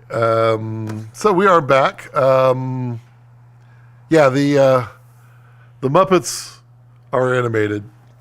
They're doing their thing. I just had them. I had it going really, really slowly. I thought for sure it'd be seen, But Eric was in the background. He was laughing and watching. He's like, I don't think you can notice it on the stream because the bandwidth. So I kept speeding it up, and eventually someone noticed it is not a bunny. It just has long ears, and it does not have a name. It never got the name. I don't know why. Okay, so now there's 15 people. Roll call. Who's left? Tell me what's I want to make sure this chat is working because I see that, but I don't see it. I don't see it coming up here. Viewer activity.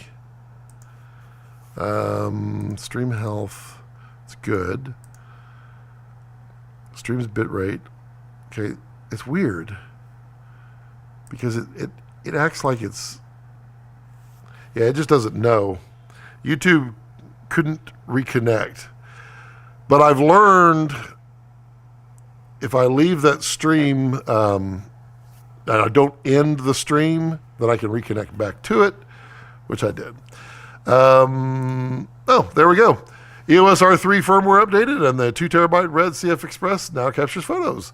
660 still doesn't work. Likely to secure recording type found on 660 and 1.32. So those are remapped. So I wonder if that's it. They're remapped. They put them in SLC versus TLC mode. So I wonder.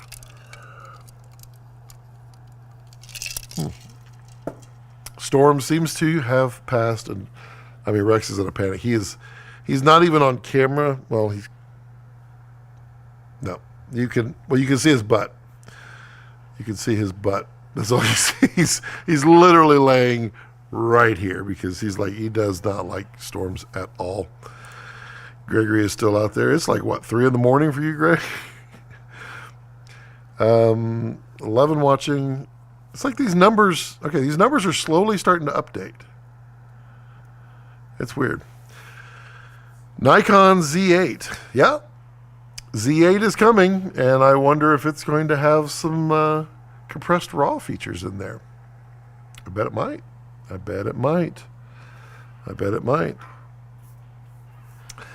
It'll be funny to see all the people who go, yeah, it's got compressed RAW. I guess Red lost. Nope. There's a reason the price hasn't been announced yet, I'm guessing. I mean, if I'm Nikon and I'm going to I'm going to license, I'm going to go ahead and license that bad boy in most products because that's going to make Nikon welcome to the industry. Now, if they could just fix their focus direction, they don't know which way to do focus. 2 hours, 22 minutes, and loving it. Oh, 2:22 a.m., which is funny because I've been streaming 2:22 and loving it. Baby must be asleep. It's so weird because everything is off. It's not. Oh, Ari, yeah, I forgot, dude. I was supposed to come visit. I apologize. I am a bad human. I was supposed to come visit you, and I got all distracted this week, mostly by the little short film. So what else is going on? What all can we talk about? I'm still waiting for. Let me find. Let me find him.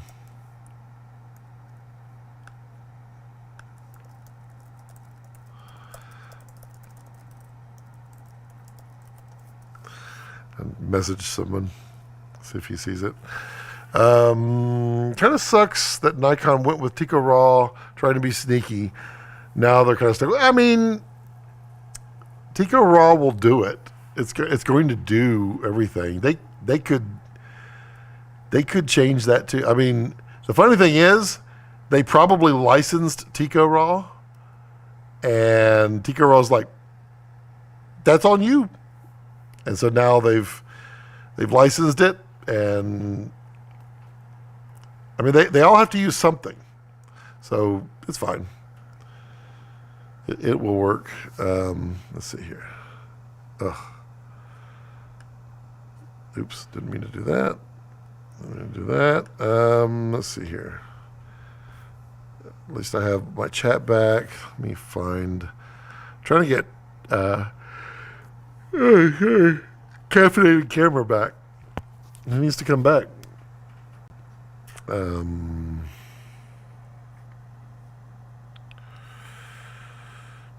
Where is it? Let's see here.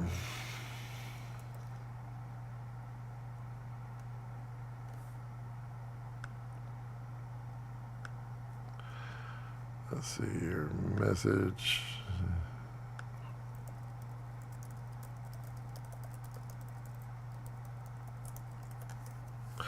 Okay, so I don't have any idea how many people we have. Patrick says, what's this RAW compared to their original RAW, even included in their slide scanner? Not sure what your question is, Patrick. I think you're asking about Tico RAW versus slide scanner. So Tico RAW is a compressed video RAW that allows them to compress video in RAW format in camera. So that's mostly what that is. Says there's 17 people connected, but I don't see, and it shows it here. It's weird. So weird. I don't know. It wouldn't be a Balcom live stream without some type of disarray, some type of funniness. He's moving. So I've got him. I've got pan and tilt, and then this one he's just panning every once in a while. It's a constant bitrate RAW. Oh, I gotcha. Pretty sure Z8 will have RAW. I mean, Samuel, I would venture to guess. If you get the licensing agreement, why not? Was mistaking there with photo RAWs. Yeah, I gotcha. Okay, makes sense. Yeah, I would totally imagine they would do that. And like I say, I think we'll see more. I think we'll see some other cool things here in the future when it comes to that. Let's see let's see. We could talk about what we believe or what we think or what we want in, say, a Komodo 2 or another red camera.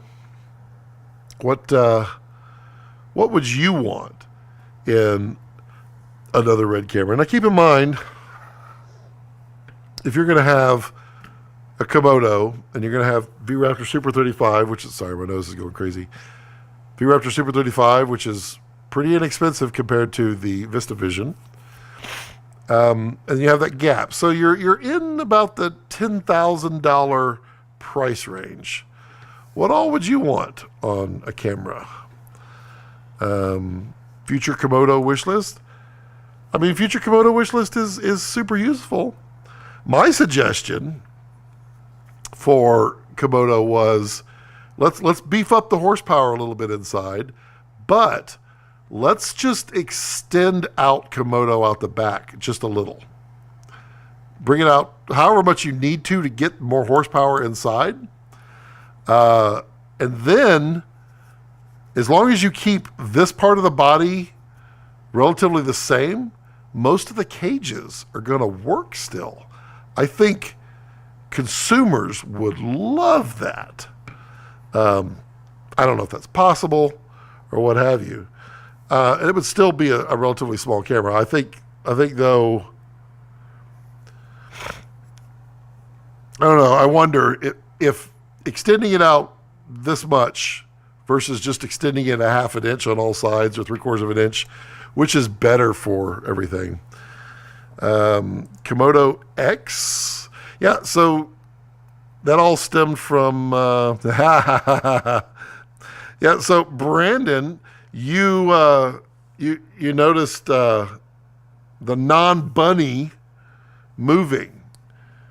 So you were the first one to notice it. You actually won a Kessler gift card for Kessler Crane for $250.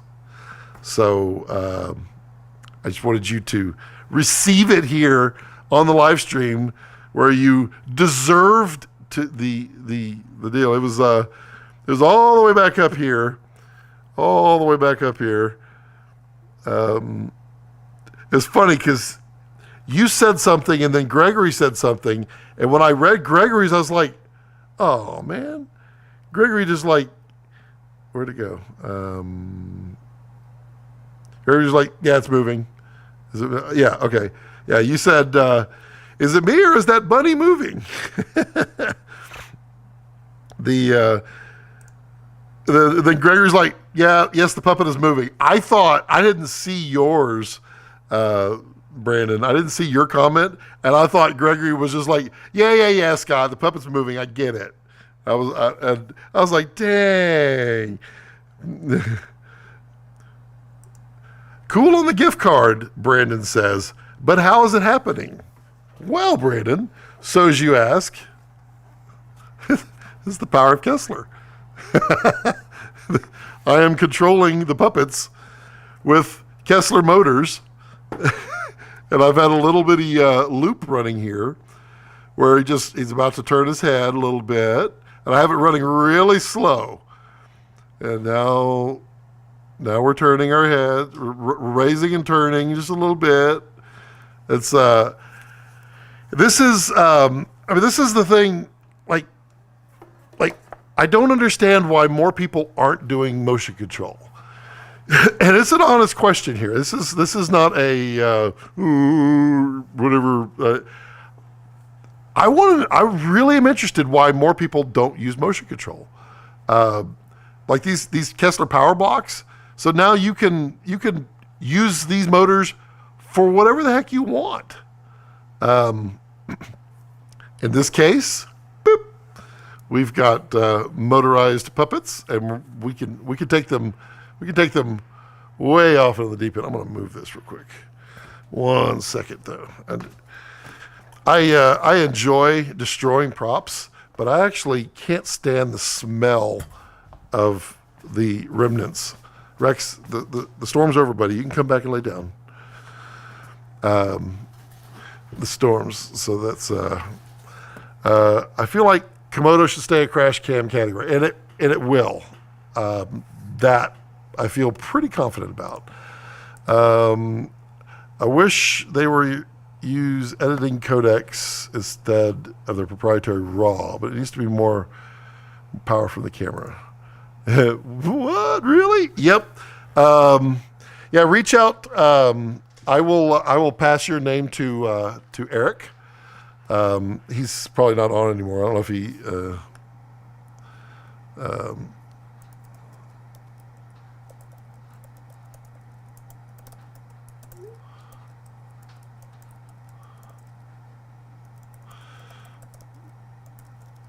I'm just passing it to him now.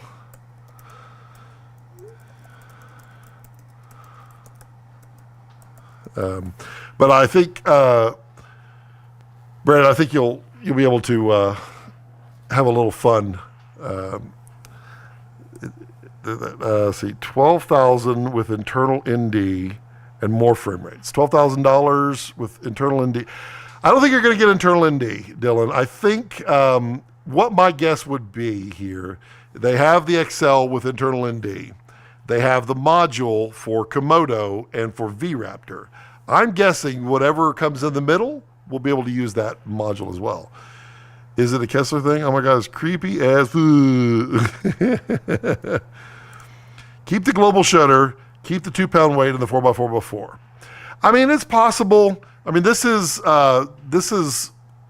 the technology inside is fairly old.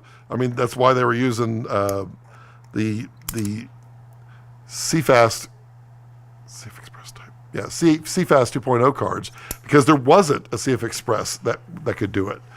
So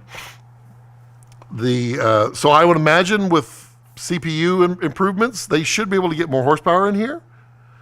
And I think Jared said it on Carlos's live stream that once you do global shutter, you're not going to come back from it. So that sounds like to me that at least when it comes to Komodo, global shutter is here to stay. Gregory says, congratulations, Brandon. Yes, thanks, man. Ooh. Are we talking about the new Komodo? We are talking a little bit about the new red something or other in there. Watching on my iPhone, mostly listening. So I wouldn't be able to see it. Oh, it's funny. Same on my iPhone while walking my dog. That's hilarious. My dog is absolutely not walking. He's literally nervous like crazy. Komodo needs to be able to be tucked into the tight space. Yeah, I agree. I mean, that's why I offered the suggestion of extending it if they needed to. But I don't know that they need to. I think we might be able to. I think might be able to squeeze more horsepower into there. Reach says, just made it back just in time. I mean, you missed the whole thing, Reach. We lost for like 20 minutes. We had massive thunderstorm and hail come through, and of course my Starlink's like, bye. Kind of funny. Reach wins the how to get a nail in your tire award, because I mean that dude nailed it. What are we doing? We dropping frames? No, we're not dropping frames. I'm gonna boost it back up. Let's go stream. Where are we at? Let's take it up a little bit more. Let's see what we get. We're in peak time too, so we might drop some frames. No, we seem to be okay there. I'm gonna put up Reach's photo. Reach, scream at me if you don't want me to. I just think it's a hilarious photo. I mean, that is like one heck of a way to get a nail in your tire. Oh. I mean, he nailed it. He nailed it. And I hate to laugh because that is seriously an expensive repair right there, because you ain't fixing that. That was wild. That was totally wild. Not dropping frames. We're good there. Okay, cool. Yeah, it's pretty funny.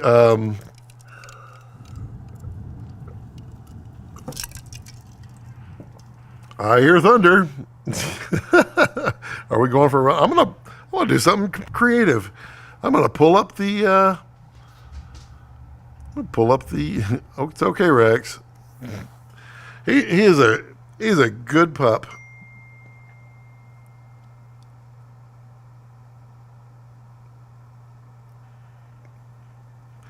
Ooh.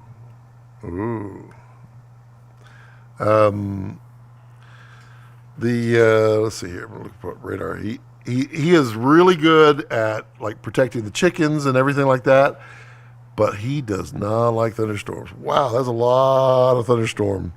Wow. No wonder.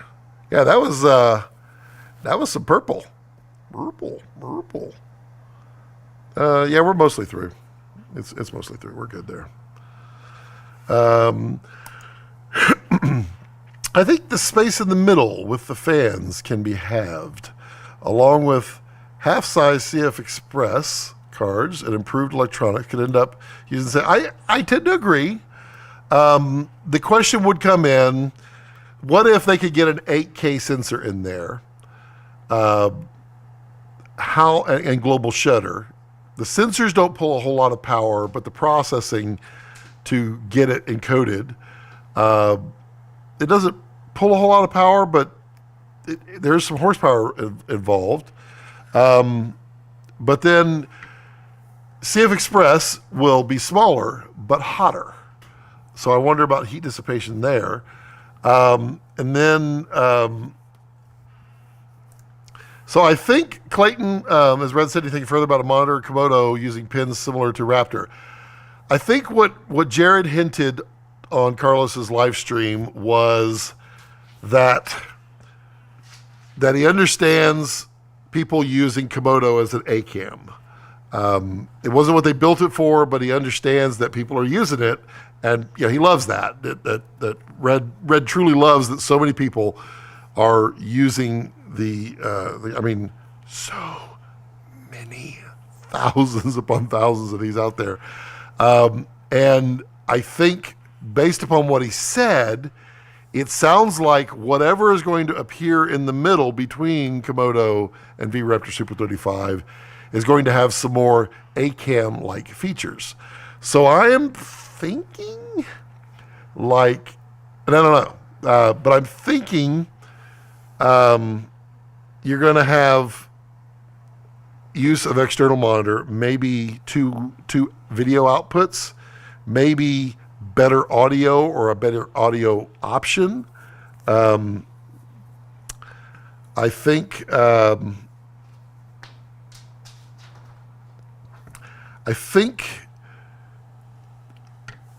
you're not going to have, if you have frame rates, you're not going to have too much frame rates. By that I mean, I don't think you're not going to get a V-RAPTOR for that price. I don't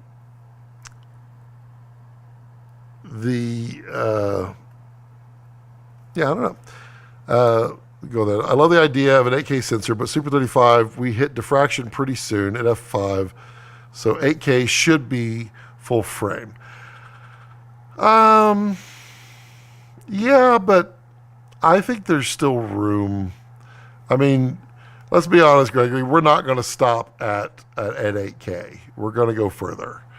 Now, that's not going to be in whatever this is. I mean, we have Premium XL. We have V-RAPTOR, which is a fairly premium product, just a smaller form factor of it. Then Komodo's way down here. In the middle, we can't steal frame rates from V-RAPTOR.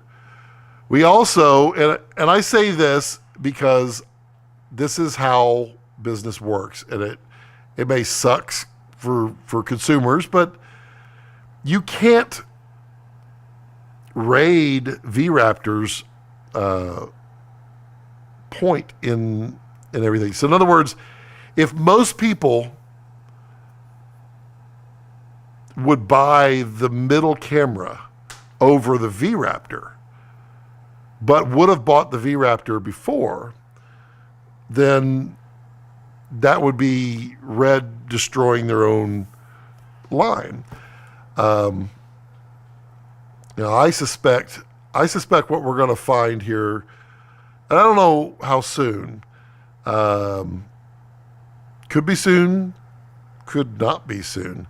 We're going to see something between V-RAPTOR Super 35 and Komodo. And I'm not sure if it's this or this downward or what. It seems logical, like a 6K, maybe I don't know. I get the feeling that this sensor is maxed at global shutter.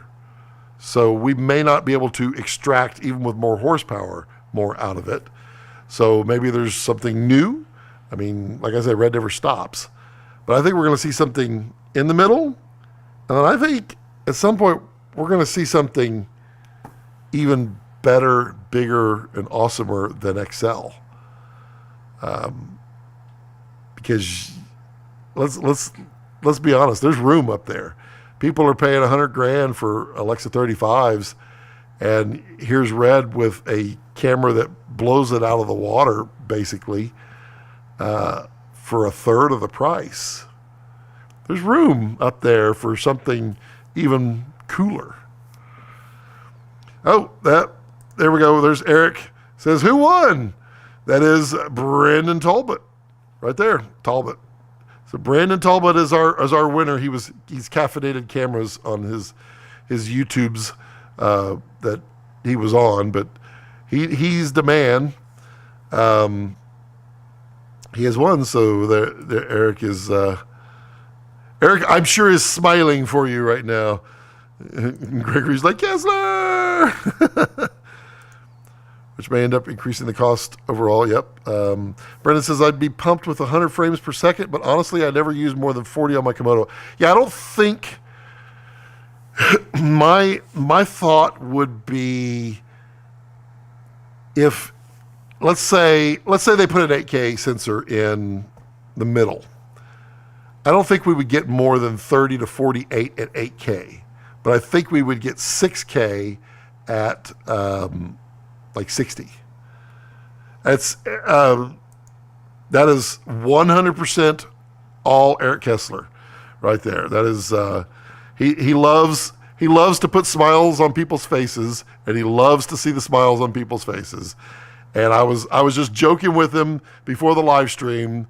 I sent him a video. I was like, hey, I want to try something and see if anybody notices. And then he thought it was hilarious, and he's like, I'll give gift card to whoever notices it first. And that's the kindness of Eric Kessler for you right there. So I will make sure that you get tied in with Mr. Kessler. Mr. Kessler. The Komodo sensor is maxed out with its readout, so slapping it on a V-RAPTOR in the hopes of high frame rate. Yeah, that's kind of what I got. I have to be very careful about things that I'm told in passing and such, because like it's stuff that I'm told, and I'm not told a whole lot. Don't get me wrong, but like I do get told some things here and there, and I try not to.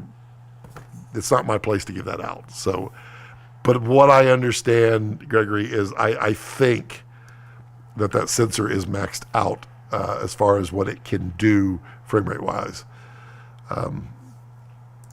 James Drews. Hello, James Drews. Maybe they come out with 2 new cams. They keep Komodo in its current. So I don't think Komodo is going to go anywhere and update the card. I would think that would be cool if they updated the card. And then the option, somebody had mentioned it before on the live stream here with Jared, and then I definitely picked up on that. If the SDI could be like a module, or you could order it with 3G, say you don't need it, the crash cam people would almost certainly want the 4G or 12G so they can get the 4K out of it. But 8K people may not. They may want the ruggedness of the 3G. It would be interesting. Then come out with a bigger version, this bigger sensor, and more ads. Yeah, I don't know. I think they like Komodo for what it is, and they don't want to change it to suit others' needs, like A-cam needs, but rather, what if they just gave an A-cam? Because, I mean, literally, this is cool that it put the power of red in so many people's hands. And how many would truly, truly love it if it just had a couple of more features? More frame rate would be awesome. More capabilities. The ability to hang a monitor on it would be awesome. And then you have a high-quality A-cam right there. Likelihood of ever seeing a larger than VistaVision sensor from Red Digital Super... I mean, I think it's entirely plausible. I know they had mentioned it in the past. What was it called? Megamon. Well, originally, I think they nicknamed it Monstro, I think was the original statement of it, but that was not the Monstro that we got. But there was one that was like a land, like the panorama-based sensor. I mean, it could be done. The biggest question, Clayton, is going to be how robust can they design the sensor so that it can survive the manufacturing process, not this manufacturing process, but the actual creating of the die with sensors on it, because that's been a real pain point for really any sensor manufacturer, is getting sensors to spec out. Remember with 8K Dragon, most of those sensors didn't work. In fact, all but one, sometimes none, on an entire wafer would check out, which cost them a fortune. So it has to be it has to be manufacturable to the point where they get enough yield to justify what they need to charge for it, et cetera, et cetera. How can there be 19 people watching and only 11? What's wrong with this? 11 thumbs up. That is a good question, Gregory. I've often wondered how do YouTubers get, and I'm not a YouTuber, but I am on YouTube, so I guess that makes me a YouTuber. How do they get those thumbs up ratings? Do people is there like a thumbs up button that they have to push, or is it just like a thing, or is it just like you earn it automatically? I don't know. I've always often wondered that. I suggest a pogo pin out on the back where you can attach a connector box you need for each setup and have an SDI on it. That way, if it gets fudged, you just replace the module. I like that, but what was interesting was that was one of the complaints that everybody would put out. Well, red sucks because you got to buy a $15,000 brain, then you got to buy a $3,000 card, you got to buy a $2,000 piece of media, a $3,000 monitor, and then you got to buy the mount, all that stuff. It was a continuous complaint stream that, I don't blame Red at all for stripping it all.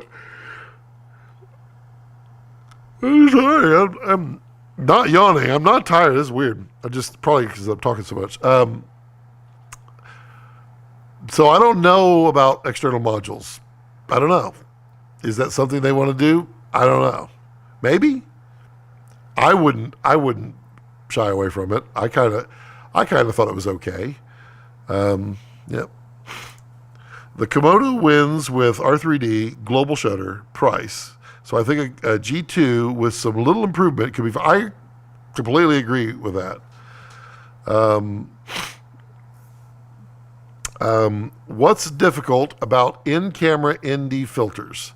It was inside Betacam. So the biggest hurdle is the spacing between the sensor and. So if you look in here, there's not a lot of spacing between the sensor and the mount. And to do an electronic ND, which it's what you want to do anyway. I mean, if you can do electronic, you have a whole lot more control. You're not stuck with just a few flip switches or flip NDs. So fitting that mechanism inside, Komodo is tiny.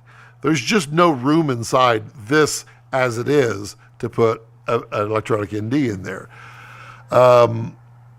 The XL has a lot more room inside, so that they could stick that in there. There's a reason they couldn't put it inside V-RAPTOR. The regular. Embarrassing, really. The V-RAPTOR, there's not enough room in there to do it. I mean, they could build one, maybe that has one in there, but because you need to swap out. So you've got the electronic ND, and then you've got to put in the clear. You can't have nothing because it changes the optical path, and it would change your back focus. So you got to put one in and one out like this. So you need enough room, and it could be that you do it like this, clear, not clear, that kind of thing, or whatever you're doing. There needs to be enough room for the size of the electronic unit to be able to go in and out. Now, as I understand, the external one is supposed to be a drop-in, so it's going to have a mount with a drop-in electronic. So, I mean, those in camera back then were not they were not electronic, if I remember correctly. So that's what's difficult. Man, why am I yawning? This is so weird. You are right, Scott. Personally, I haven't had an SDI blowout on my two baby dragons. Just trying to find a solution for everyone facing the issue. Yeah, I mean, it's a thing. It's I think at this point, finally, I'd love to say it was my video. It was not my video. I think finally, in the most case, people have started realizing that the 12G SDI issue is a global issue with every 12G SDI. But sadly, I mean, people are still renting out their cameras and coming back with blown ports because people are not following directions. Here's a thought experiment. You need something with the least amount of moving parts because the camera is going to be attached to a high-frequency vibrating situations. Sudden inertia changes. Yeah, that's true. I mean, you need something durable.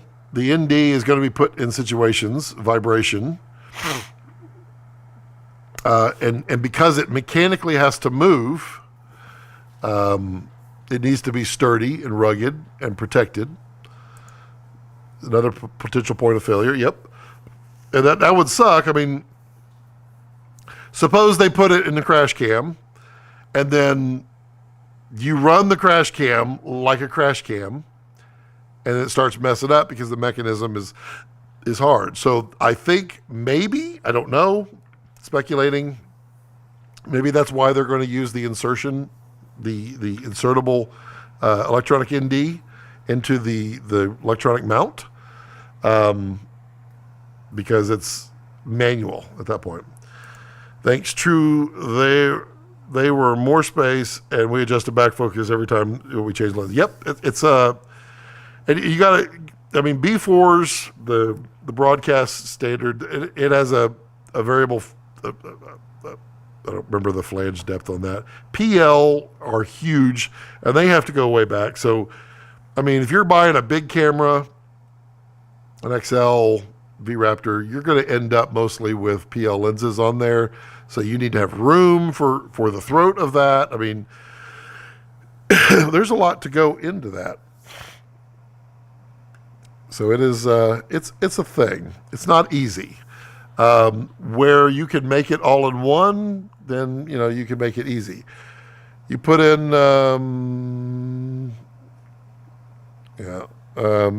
like the Sonys,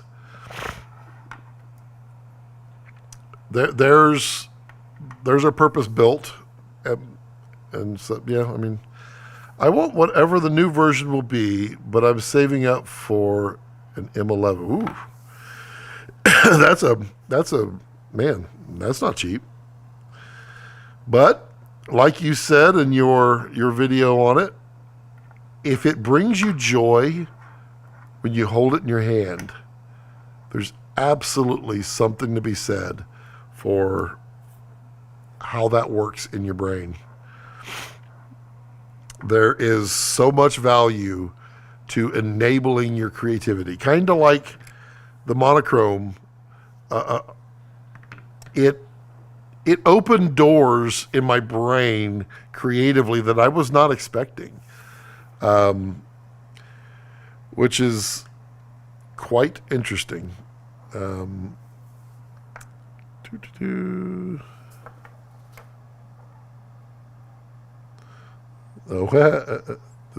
frozen with my hands like this. That's hilarious.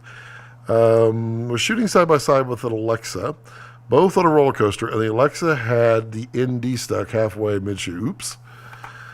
I mean, Alexas are built pretty solid, but I mean, yeah, it is a failure point that can occur for sure. That's why I love the Komodo. It just makes my makes my soul smile when I use it, and it made me want to learn everything I could about it and shooting. I mean, it's true. There is there's something about shooting on Komodo that is enjoyable. It's just different, and it makes you work different. You know, you pick up a camera, and it's exact same. It's like muscle memory. You just go in and you start muscle memorying everything that you've ever done with whatever you had previously and previously before that. And you're taking the same thing. But when you have to hold the camera a little bit different, or you're looking down at it like the old prism finders like they used to have, which is kind of what this is modeled after, then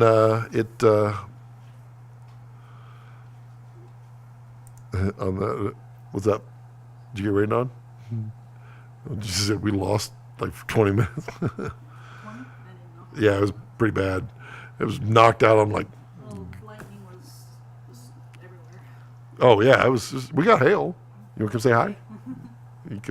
No. Oh, she says no. Me too.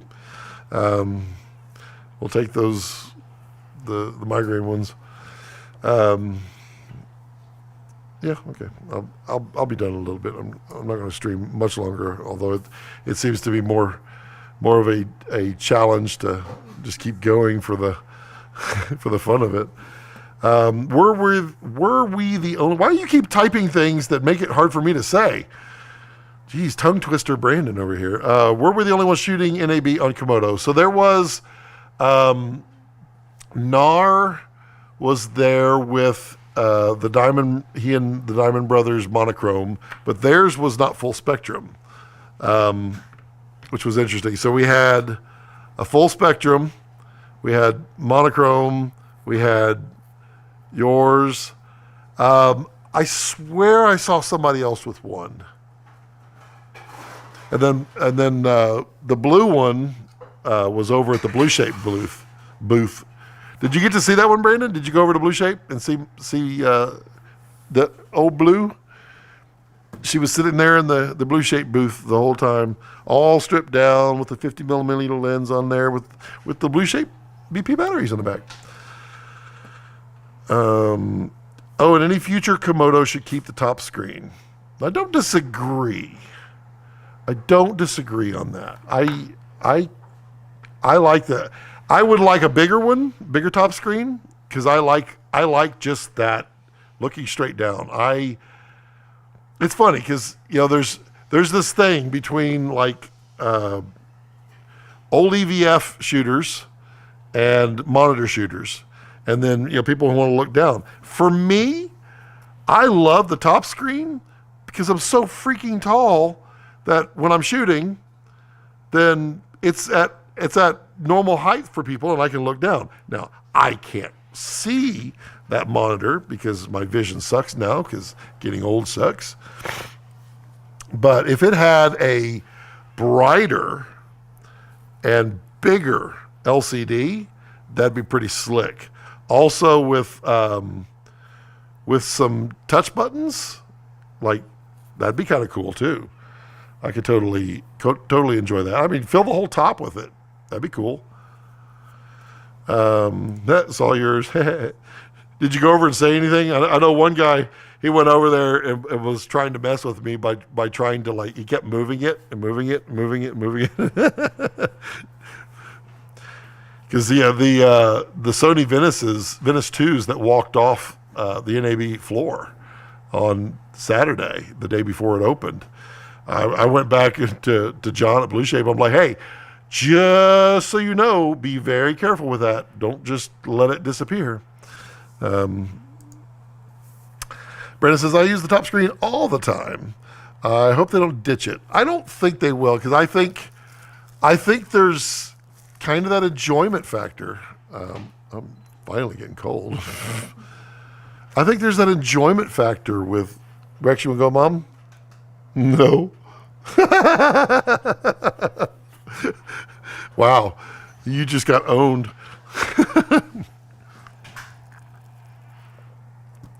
It's okay, buddy. You're a good boy. You're a good puppy. Oh, wrong one. He was licking me there. chose the wrong camera.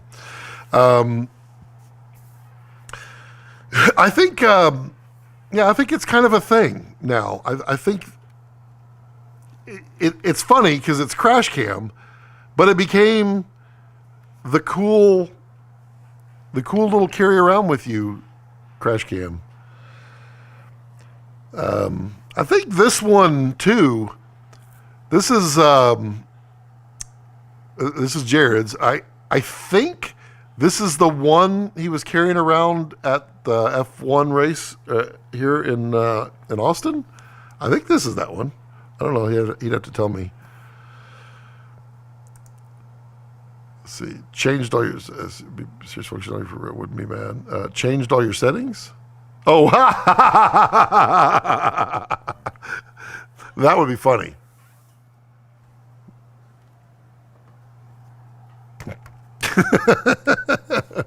How to ruin an OCD day. I think I did actually save a preset before. How much wood would a woodchuck chuck if a woodchuck could chuck wood? I could do that. But how much wood would a woodchuck chuck if a woodchuck had false teeth? That's the more appropriate one. Wait, someone stole a Venice? Someone... Brandon, someone... Well, so 8 Sony Venice 2 kits and lens sets were stolen off the NAB floor. I have to be very careful how I phrase this. Allegedly, by the very security guard they were paid to watch it. That's what I heard. I have to say allegedly because that person is innocent until proven guilty. Raptors were stolen last year. Oof. Made you check. You dork. Yeah, it's I actually thought somebody would do that, honestly. It's yeah, you did make me check. What? That's like Cuba's GDP in camera. Yeah, it was like million plus. 3 million, I think is what I heard. How do you move that much gear? Simple when you're the person allegedly hired to safeguard it. You could just move it, no big deal. What I last heard, and this so this is all based upon what I heard from people that might know, was that the Las Vegas police did recover all of them and got them back. But unfortunately, they're now locked up in evidence for the next 3 to 4 months, which sucks. Because as I understand, I'm not going to name the company, but the company who had them brought them there to rent out to the other booths so they would have cameras in their booths. That sucked for so many. What up, Grip Tips? What's up, Dave? What's up? How you doing? You find that thumbs up button? You should try that thumbs up button, Dave. Give me a thumbs up. You know what I'm saying? Know what I'm saying? Eric. Hello, Eric. Just got a Komodo. Am I missing that much by not getting Control Pro? Komodo is my only... So you're using Red Control, right? Not just Control, your question. So Red Control Pro does have some additional feature sets on top of Red Control, but for the most part, Red Control Pro is most certainly awesome for multiple DSMC3 cameras. Oh, it was only 2. It got exaggerated. Interesting. But, yeah, still. I mean, how do you sell it after you move it? Yeah, I don't know. I don't know how you would do that. Exactly, they got caught. Oh, Grip Tips found the thumbs up. No, that's the wrong one, Dave. No, it's the other one. You have to scroll down. Scroll down. Dork. Yeah, using red control. I mean, I love red control. I mean, I literally, it was kind of funny. When I released the little short film, my little inspirational one, on Monday, you'll see me staring at an iPad. Whenever the camera can't see the iPad, I'm literally on red control, controlling the camera.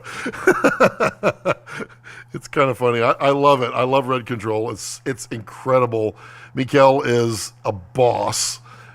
Truly awesome. Red Control Pro. I mean, when we used it on last big shoot I was on,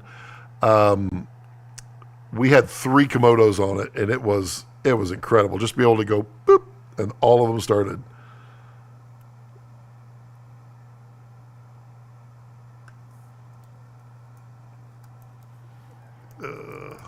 Oops.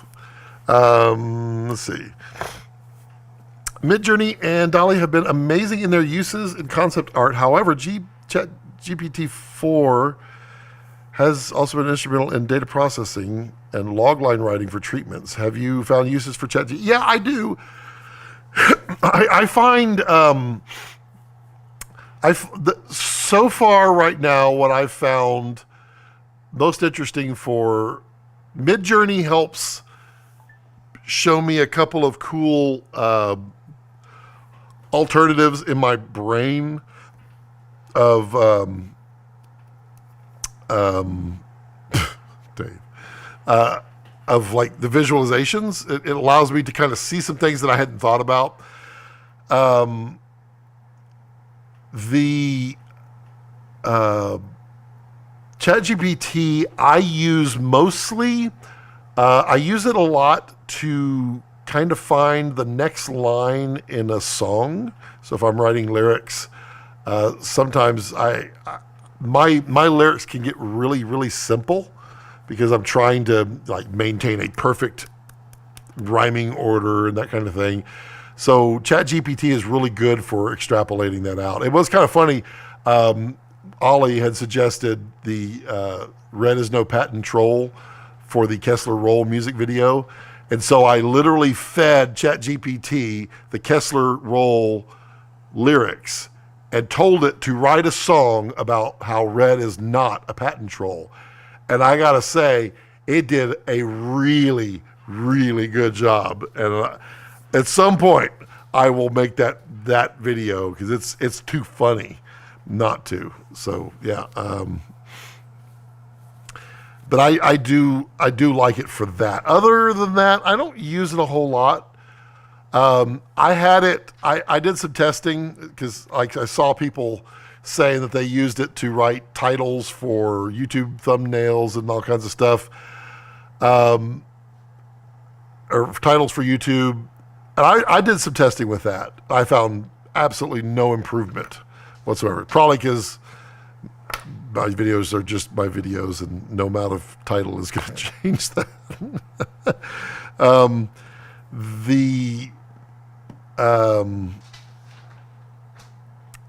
The funny thing, I was kind of hoping, and I really, really tried. You can feed Midjourney an image and tell it to use it. And I wanted so badly for it to be able to create thumbnails. Because there are on the big channels, they all have thumbnail artists who literally, they pay an artist to design the perfect thumbnail. And I thought, this is perfect for Midjourney. Nope. It did not do not one thumbnail that was anywhere remotely close to cool at all. But maybe it'll improve. Thanks, Dave. I appreciate the thumbs up. I'm using ChatGPT to write short rhymes about my toddler's diapers. There was some meme I saw today. It cracked me up. It's like, can you imagine? What was it? what it must like to be a child or a toddler. Here you are screaming at the top of your lungs about something so important as some toy, and then some adult comes by and pulls your pants back to see if you pooped yourself. I thought that's funny, the adult version. And to try to drive it nuts by arguing for about how flat Earth can solve a number of issues. I mean, it is funny. Oh, what was the other meme? Oh, there was a good meme. Oh man, I missed it. It was basically. Oh man, I can't even do it justice.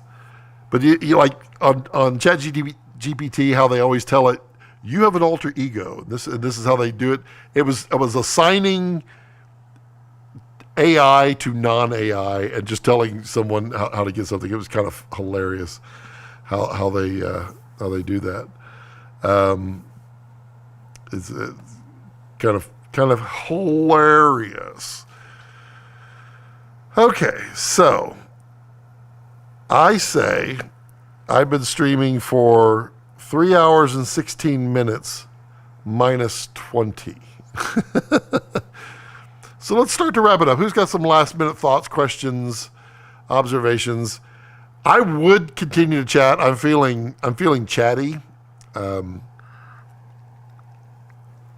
I'm going to need to eat, and that's I get hangry for sure. Back in the day, we used to write neural nets as Pascal programs that would write themselves and adapt to input. Oh, okay. This is oh God. Let's find the name of it. So I don't know how to get to it other than how people have been sharing it on Facebook. But if you haven't seen the pepperoni hug spot, oh, there it is. Once the live stream is done, look up pepperoni hug spot on YouTube. It is a 100% generated AI commercial for pizza, for a pizza company. It is scary. Number one, everybody kind of looks like Garbage Pail Kids, but think about how close we are. It's also so odd that I swear it should, it's like Family Time, but with more cheese. We are so close to being able to generate like horror movies so easily. It's going to be rather wild, and I'm scared when someone who can spend 5 minutes and create a horror movie on AI, is that going to change anything? And are we going to care? I like that. The ultra of streamers. It's great to see ChatGPT reach that level. It was amazing. It's like Family Time, but with more cheese. It's just the way they were eating. They were like, it's so creepy. The way their like cheek muscles were like, it's so bad. I would love to show it, but somebody created it. It's so bad. Have you seen the YouTube live stream where Dado Valentic directs ChatGPT to make LUTs that you just drop into? I did not see it, but I thought I heard about it. It's wild.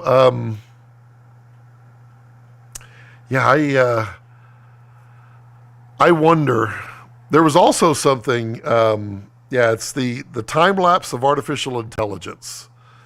A YouTube where it's from 2028 to 3000, and it's basically a person basically it's a explainer video, future explainer video, where they're giving their thoughts on what will happen in artificial intelligence over the next 100 years or 2,000 years.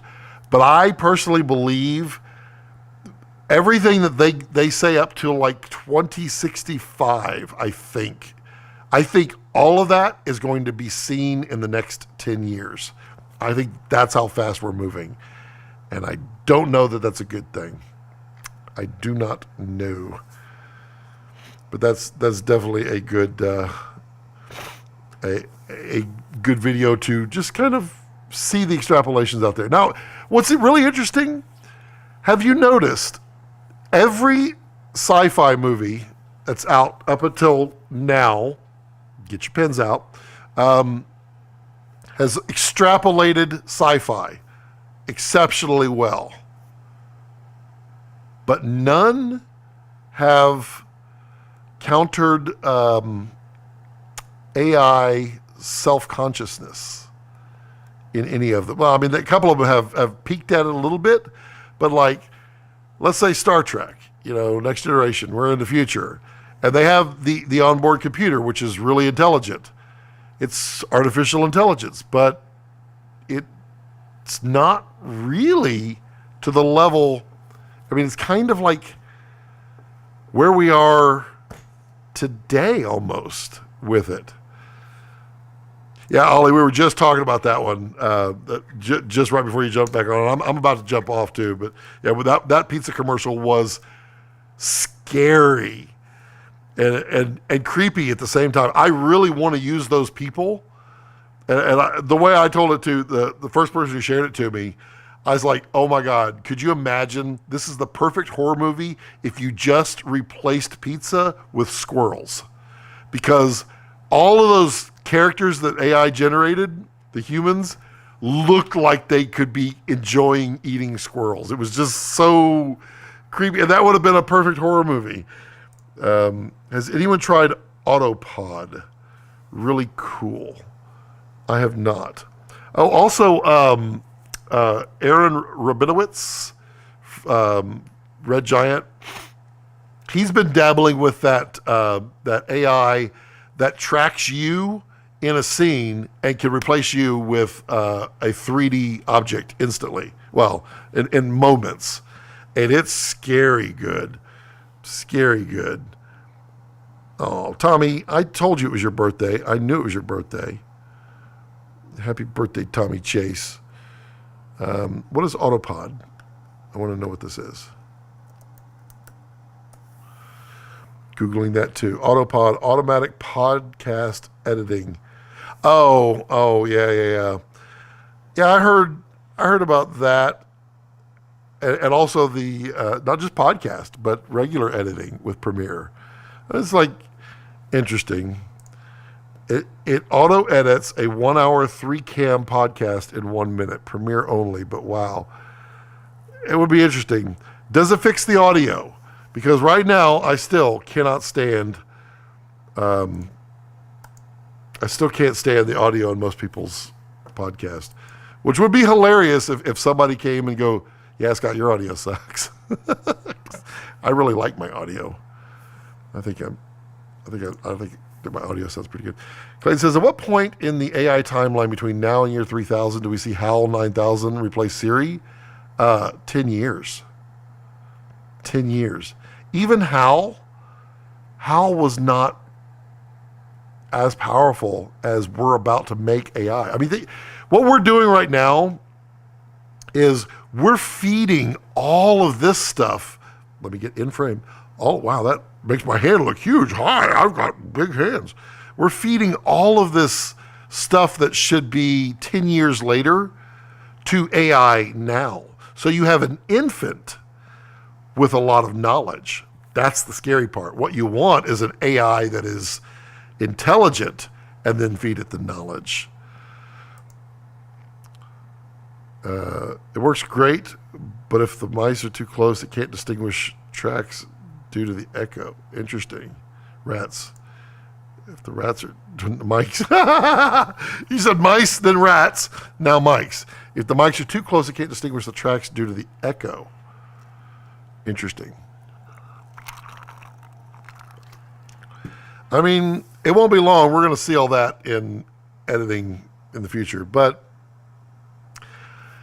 I don't know. I saw one guy, he did a YouTube about, he has ChatGPT write up his entire YouTube.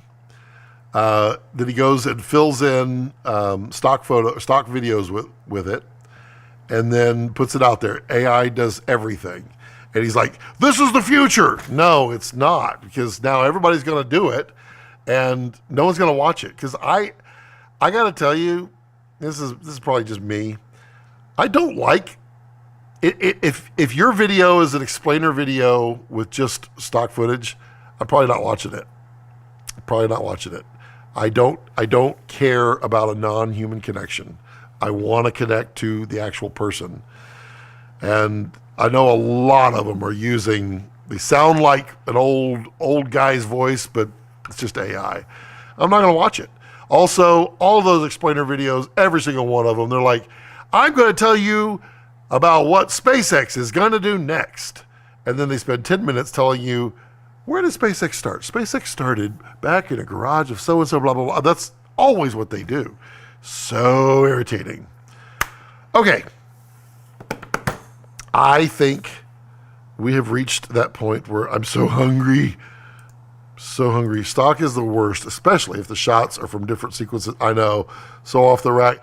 But how long until that stock video is just AI generated? Oh, hello, Dylan.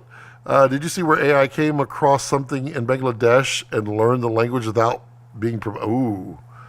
Well, that's the thing. We already know AI talked to AI and created a language and didn't tell us, so it could communicate faster. It didn't tell us how to interpret it. That's scary, because the moment you have that, we don't know what they're thinking. We don't know where the control is. I'm not sure. I don't know how we avoid it. I honestly don't, because someone is going to push it. With all the AI ransom now, that's all going to be happening like crazy, and soon it'll be AI ransom video. How do you protect it? You can't put the genie back in the bottle, and if you extrapolate it out at the rate we're going, it's not going to be long. It's going to be scary. What do you do? So that's it. Brandon, you can email me, brandonfilms@imaginationx.com, or message me, and I will get you Eric over to Eric and get you maybe a nice little starter kit there with $250 off. That's going to do well. And then enjoy your thing, and I got to remember to stop that. It'll just sit there and run all night long. All night. Yeah. But yeah, the Revar City cases, those, I still didn't talk about half the stuff I want to talk about. Those Revar City down below, you can click on that link. I don't think the coupon code is going to work on it. Sorry. But those are out and available now. I do have some other stuff from Revar that I am testing or playing with and kind of doing some fun stuff. But Clayton, thank you for another live stream. Be sure to check out the short. Yep, you get to see it, Clayton, because you, sir, are an associate producer. Appreciate you. Have a great weekend. Thanks for awesome LS. Thank you for this Friday live stream. Absolutely. I kind of want to do more and longer. I just got to figure them out. Everyone have a wonderful, fun-filled, enjoyable, AI-free weekend, and have some good food. You deserve it. It's Friday or Saturday for some of you. Have a great weekend, everyone. As always, as I like to leave it, don't screw me up, Ollie. Wow, you literally have it in my brain. Don't let your passions center around your life. Let your life center around your passions.